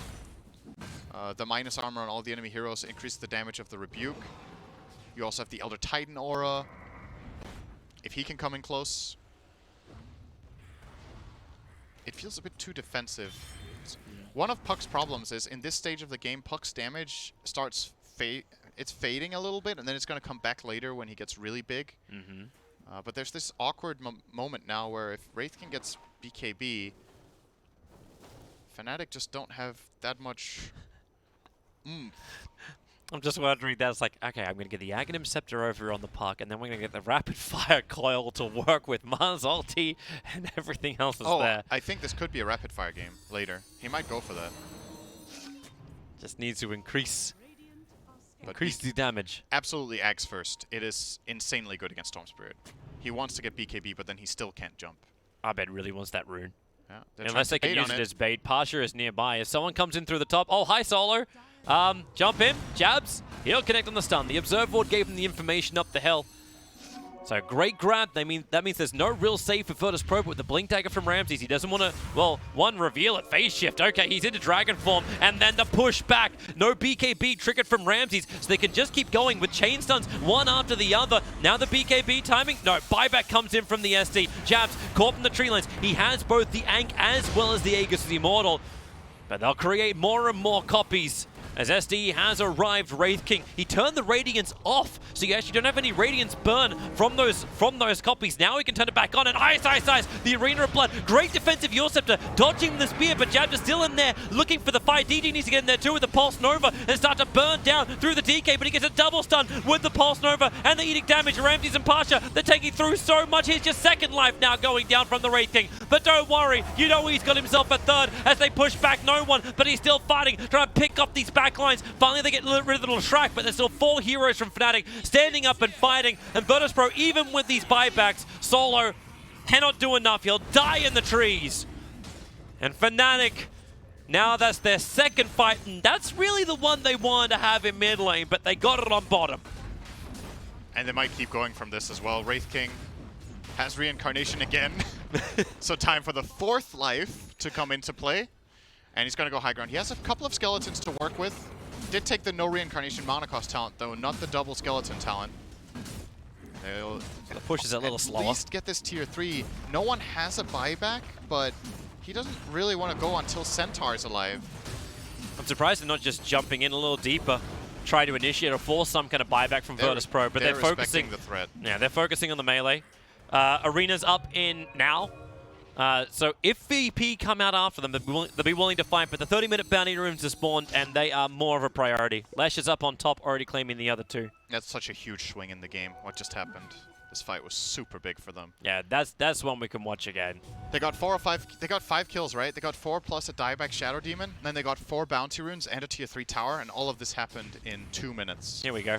So it starts up with the first death. Death number 1 for Jabs. This arena is really good. Very quick Euls from Roger made the fight a little bit harder for Fnatic, but he's still caught inside the arena, gets just blown up by all the spells. Roger's out. That was a 5-on-4. They can keep going on the Wraith King, but the 3rd life here really coming into play. Just tanking so much damage. And this spear, not even close to hitting anything from Ice, but it didn't need to. They were still far enough ahead in the fight that they could make a couple of mistakes and still clean house. And Ramses backed off, and I think Ramses played the fight more or less perfectly. He took so much damage first, and then he BKB'd when he was low, and they still can't kill him because their physical damage is rather weak. He took everything out of his hero, and it still wasn't enough in that instance. And it really comes down to jumping Roger. Getting on top of Lina is the name of the game for Fnatic.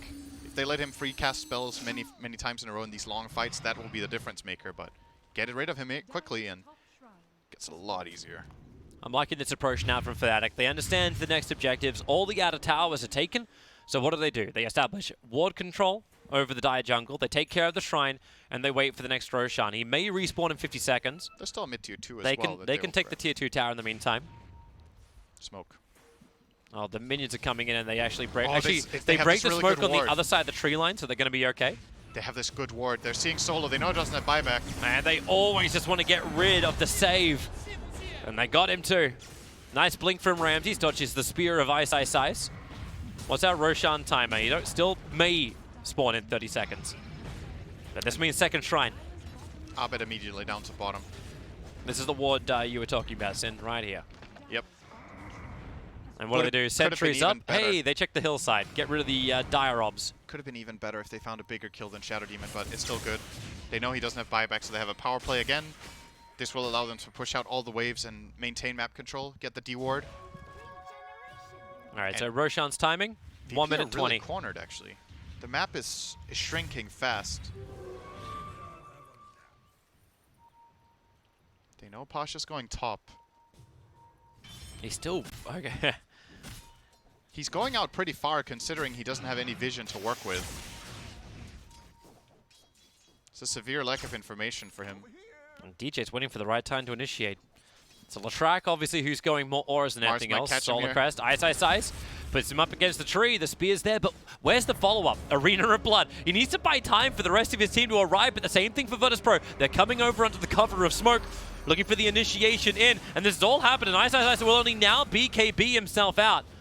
Virtus.pro haven't really committed that much apart from Dragonform. Ramses is sitting in the back line looking for the attack over to puck. He doesn't actually get it. He's still got Dragon Tail stuff for the chain stun, and now you actually hold them inside the Dream Coil. Nowhere to go. He has to stay, but there's no other choice but to die. Oh. Ball lighting, he waited. No one. He has a choice. He always had a choice. Abed will chase him into the tree lines with the silence. The Lashrak stun. This is actually the leader stun, holding him back so they couldn't get the follow-up. Solo could die, but Storm is still alive. But with Ramses down, Fnatic can now look towards Roshan in 1 second. The courier scouts it. Oh, wait, it came back out. If it sends it in, I'll bet have a look. This time Ramses overextended.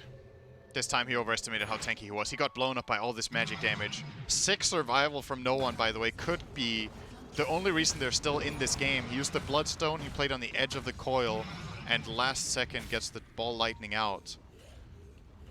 But it's still so expensive. They will have to buy back Ramses if they want to hold these barracks, I think. Yeah, there's Alina Yule's just trying to slow down Jabs' attack. And with that AC, these towers don't really stand a chance. Now, Storm, ball lightning's in. The Storm from Dubu actually puts Storm Spirit to sleep, but they don't want it. They want Roshan. Huh.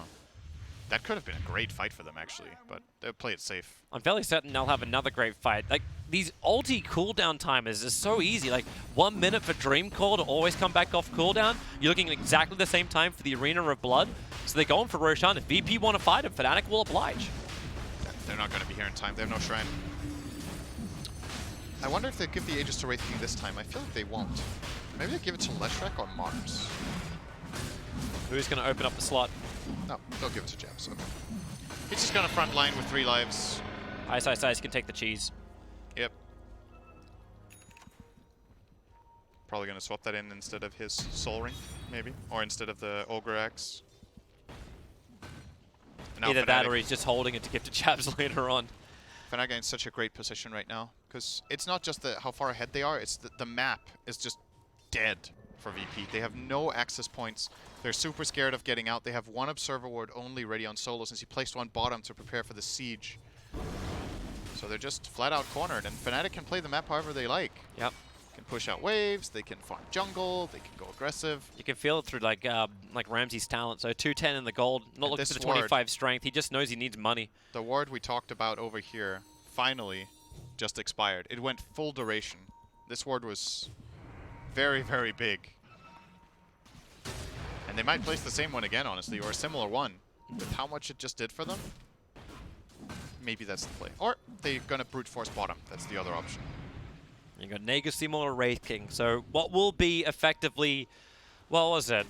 1, 2, 3, 4 lives? 4 lives probably for Wraith King in the next fight? Possibly. Yeah. Possibly, yeah. Considering, like, you said it during the drama phase, like, these fights will drag on a lot. It's like, well, that's great for a Wraith King. He's got a 40-second cooldown on Reincarnation and the Aegis of the Immortal. Sending his boys mid and going bottom. Actually ends up splitting them too. Splitting the boys. My people can be everywhere. Jabs, make a copy of him. Solo, I think this time around actually got him. No, again, without the Radiance burn on him. They wanted to spear Ramses, but they got an illusion pinned. It's a huge stun. Yeah, He's Jabs, taking so much damage here. Jabs is really questioning if he wants to go in there.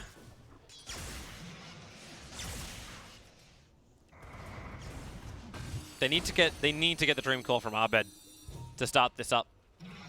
Yeah, if you Dream Call the Dragon Knight, he's stuck there fighting. But Jabs. Whoa! Jumps in! 3 hits! Almost killed him off! 31 HP. The spear is actually right through the middle of Roger as he respawns up with the buyback.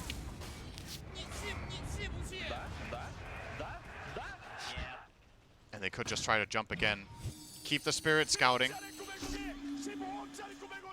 And if you see any weakness, if you find Shadow Demon, if you find Lina, yep, okay. There's a jump in. Wraith King, instant Quick Scepter with the Light Strike Array, art style. I mean, Solo making a copy. And Jabs wants to move back, still at half-life. Remember, he's got the Agency model, so he's not that scared, but in the back lines, Centaur was hoping for a bit of a jump. It's still only Jabs who's the only target presenting himself properly.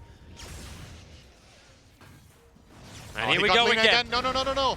Dragon Tail stun from Ramses. That is a spear well off target. The ET splitter as well being burnt.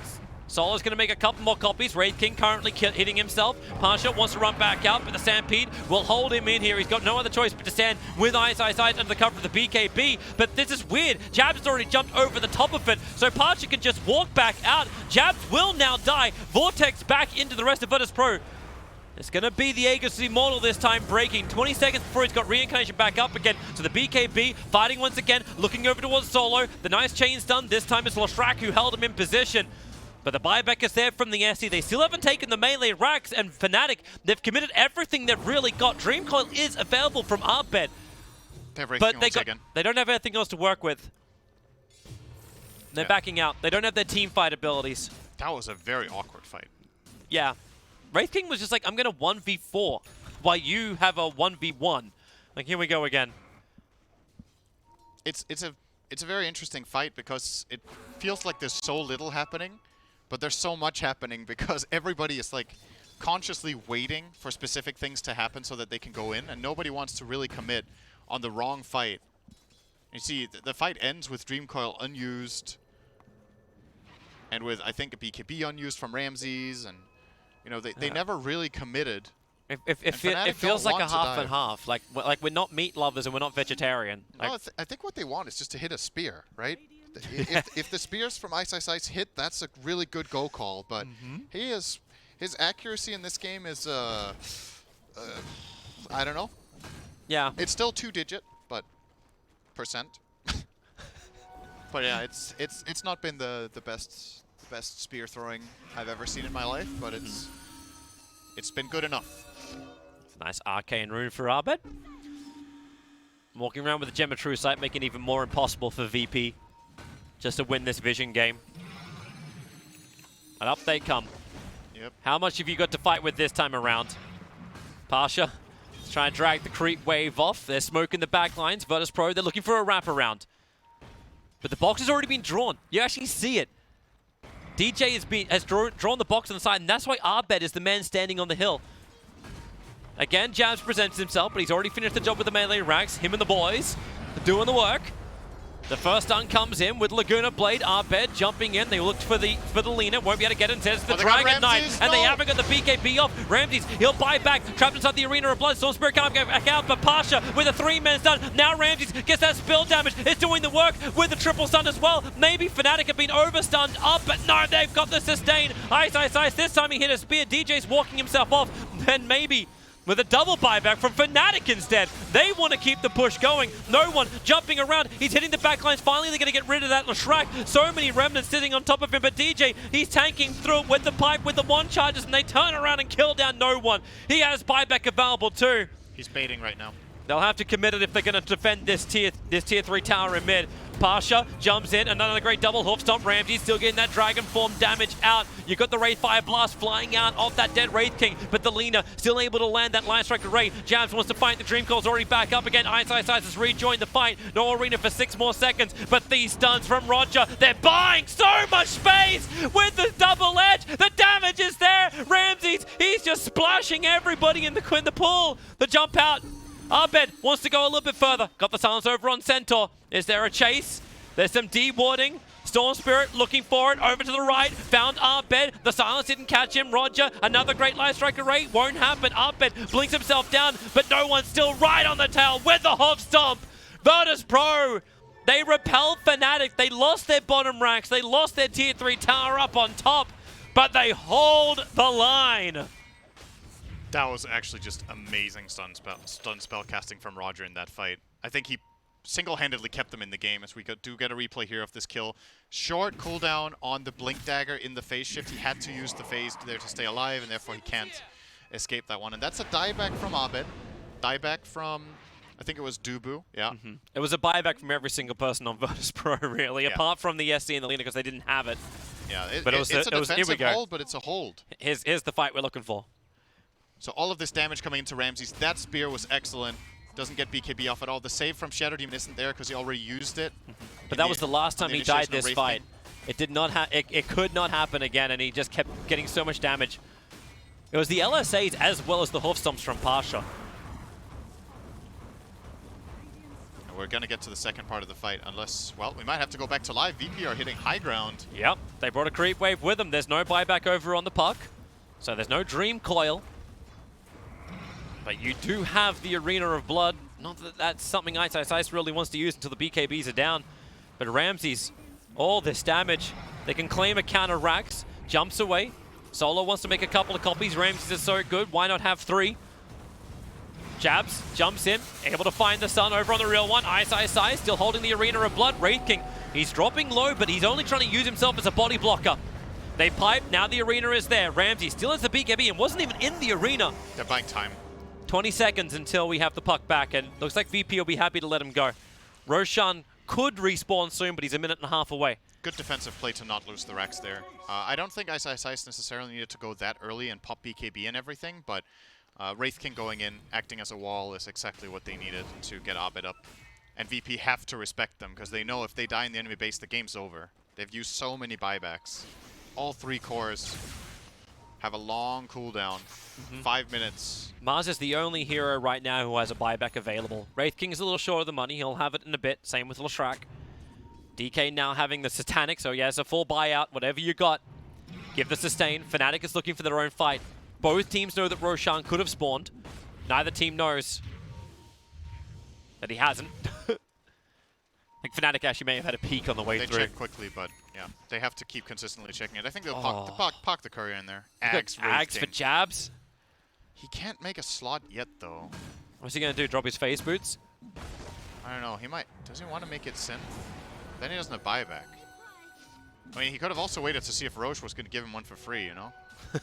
True. But I guess they will maybe give that one over to Mars. That would be really nice. Dead courier. VP were trying to scout it. Yield Scepter over on Wraith King as well. Disruption. Solo wants to make a couple of copies. Buck buys his own refresher orb. Jab trying to run away from this. Just purged up. Having a real hard time getting some distance. Ramses jumps in with the Blink Dagger. They're going to finish the job and burn the Ankh. And that's able to get rid of it. Oh, Ice! The 3-man with the Dream Coil as well to put everything together with the ET Stomp. Say goodbye to the Lina. Roger did so much in the last fight. Now we won't be here just yet until the buyback brings him back to the front lines. Disruption. VP still delaying. Vortex dragging back that Wraith King, and they can potentially bring down Jabs if only they can properly see him. Now he comes back out. DK needs a BKB and Satanic. Ramses needs a life back, and here it comes over towards Dubu. This fight is so heavily split. DJ's having a battle over on the side. Roger, he hit the double light trick array. DJ and Abed, they were so deep. DJ will die. Abed hit by the breathe fire. Triple kill for Ramses. No one was doing his stuff from the back line, and even with the Aegis Immortal inside the Wraith King, Fnatic did not have enough lives to repel Virtus Pro, who are now looking towards the mid. Force buybacks if possible. Yeah, so what Jabs did that fight was he swapped out phase boots and swapped in the Aghanims to have that ghost form and give it to his team in case anyone died, but he was the only one to die first, so he didn't really get to get the full benefits out of the Ags. He's probably going to swap back in his phase boots now to have the mobility, or not. He's just going to keep the Ags in his inventory the whole time. I really like the play of swapping it out and swapping it back in when you're respawning out of the ult. There's no fight to be had here anyway. No. Like, Ramses is huge. yeah. There was a buyback on Lina, though. We shouldn't forget. It was actually a really good jump from Ice, but Lina had the buyback available once again. So they got to use that resource. Shadow Demon has his again, too. So it's the 3 cores of VP that are currently unable to buy out, but now they're going to get an Aegis on the Storm, and they're going to get Refresher Shot too with it. Very big. 2 Stampedes probably. 2 Stampedes, 2 Dragon Forms if it's Dragon Forms and BKBs aren't bad either. Uh-huh. Let's see what it's going to be. Aegis Storm, Cheese DK, and the Refresher Shard is in the backpack of Pasha with that Axe. There's so much damage reduction. 2 Stampedes in a row. They're going to be almost impossible to kill. The heroes are already tanky. Now one of them has an Aegis, the other one has Cheese Satanic, and the third guy has 2 damage reduction Stampedes. Who do you go on except the supports? I just don't think you're killing a core right now. You have to find... you have to find Solo, you have to find Roger. Can you find a backdoor? Like, is that the way to do it? Push the creep wave in through the bottom and then just everyone BT in? I don't actually, you can't get through it in time. There's still fortification from VP will keep him out. But it really does feel like they just can't take the fight. And no one keeps finding arcane runes before engagements. Yeah, VP suddenly got all the map control, so they have so many options. Man, look at the experience, or the win graph. Jesus. The experience is one hell of a drop. They were in such a good position, Fnatic. They were very close to ending the game, but that one hold in the mid lane from VP really swung things. 6 stuns from both Pasha and Roger could have perhaps given them a berth in the winner's bracket if they do end up finishing this game out. And they will definitely be trying to take the fight to Fnatic. They have Aegis, Cheese, Refresher, and buybacks on their cores again. So this is the timing that you want. Storm is the only core without buyback, but he has it in 30 seconds and he has Aegis, so he basically has it. He doesn't have Boots of Travel though, so his buyback not as impactful as the Centaurs or the DKs. But still, they're claiming more and more. Tier 2 is dead, Shrine is dead. Fnatic are trying to force them to come back top, but this push top is not very big, and they could just scroll TP back one guy and travel him back to the fight right after. Yeah. Ramses is already walking up Dragon Form to burn. Fortification from Fnatic, trying to delay things as well. Jabs will throw out the stun. They're not going to beat any kind of BKB from Ramses. You'll wait for the right time for that. Nice observe ward up on the hillside too. Jab sees it. He wants to get rid of it to get rid of that extra vision, but the Light Strike Array will now connect. Wraith King protected by the Lincoln Sphere. Tier 3 tower already gone. Ramses, man, they just don't want him. Range Rax, it will fall. Ramses wants to back up a little bit more. The creep wave has gone. Ramses will hang around until that backdoor protection does arrive. Slowed down by the lightning. The VP are ready to fight. And Blink from Ramses avoids the stomp. They're there for now, the 50-minute bounty runes. Move fast if you want them. Might as well keep building the advantage. They have plenty of time in the Aegis. They have 2 full minutes left. No one's got Arcane Rune. He hardly even burns half of his mana to get the runes. Oh, he didn't go for the other one. Interesting. Maybe I was worried that Fnatic were going to be up there, but he kind of just saw them in their own base. But they could have TP'd to the top tier 2, I suppose, and better to play it completely safe. It's the one place Fnatic has vision too. Observers moving up through that Radiant on both of the hillsides. Yeah. Difficult to keep, though, when the Gemma True Sight's over on Virtus Pro.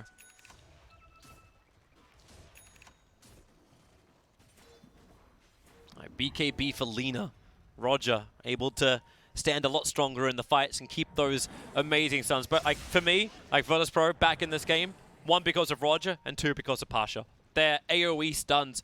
They don't have many of them for Virtus Pro, but they're working beautifully. Not unless we get nags on no one, then we can add another one to the mix. That could very well be his next item. It's really good, this game. The fights very naturally clump up quite a lot at this point. And when BKBs get lower, the Axe and Storm just get that much better. Smoke up from Fnatic. They have a small opportunity just because the rest of VP aren't already there. The three-way pushes in, the pipe will protect it, so Park can't get rid of it. Wow, Park actually jumps to the back lines. They're going for Solo. The Arena of Blood's good. Solo's going to instantly die, but will they get another rebuttal turn? It's over to Leshrac. The mech is actually a lot of heal through the Greaves and the Dream Coil, keeping Virtus Pro to fight, but ST's going to buy back, TP himself into this engagement, and Ice stranded down. Roger going to work, but that's why you have the extra life. Wraith King doing the work, but they move over towards Jabs as the next primary target. Make him invis, give him some space to work. Park needs to get out of here. Abed, he's down as well. Of course, you've always got that second life. The dead will fight for you. Aragon is on Fnatic's side, but the dead will only fight for so long. Oath is fulfilled, and Fnatic losing their bottom lane of Rax, now the second in total. DK left a little bit stranded. The rest of VP were looking to leave. Storm's already ball lightning himself a long way away. Puck will now buy back. They think they have the opportunity. Ramses, he's still up. The arrow, maybe it's going to be enough. Pasha, Hoof Stomp doesn't really get a great stun effect. It's DJ who gets a ton of return, but the cheese consumed up by Ramsey, so no one. He's back into the fight, getting the pull up, and another Arena of Blood already back up, and they gain the spill damage. Fnatic cleave him.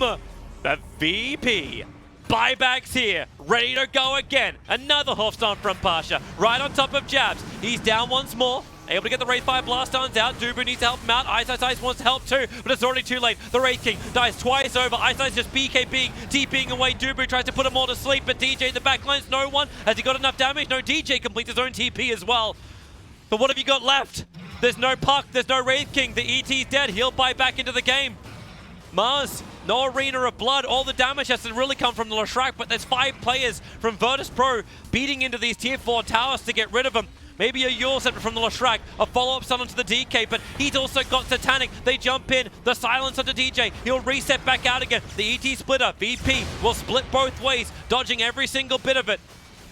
And Pasha, he's actually going back to base to buy the Refresher Orb to then Refresher at BT back in again. So he's got everything ready to go. Vortex dragging back in Ice. He gets a little bit of a rebuke. Elder Titan up in the air. Roger gets the permanent stun. Pasha, there goes your Stampede. Run through them. Fnatic's throwing everything they've got, but it will not be enough. Fnatic, they will take every last player down. And then the Radiant Ancient after. Doesn't matter with the Wraith King buyback. This game is done. VP will do what most people thought they could.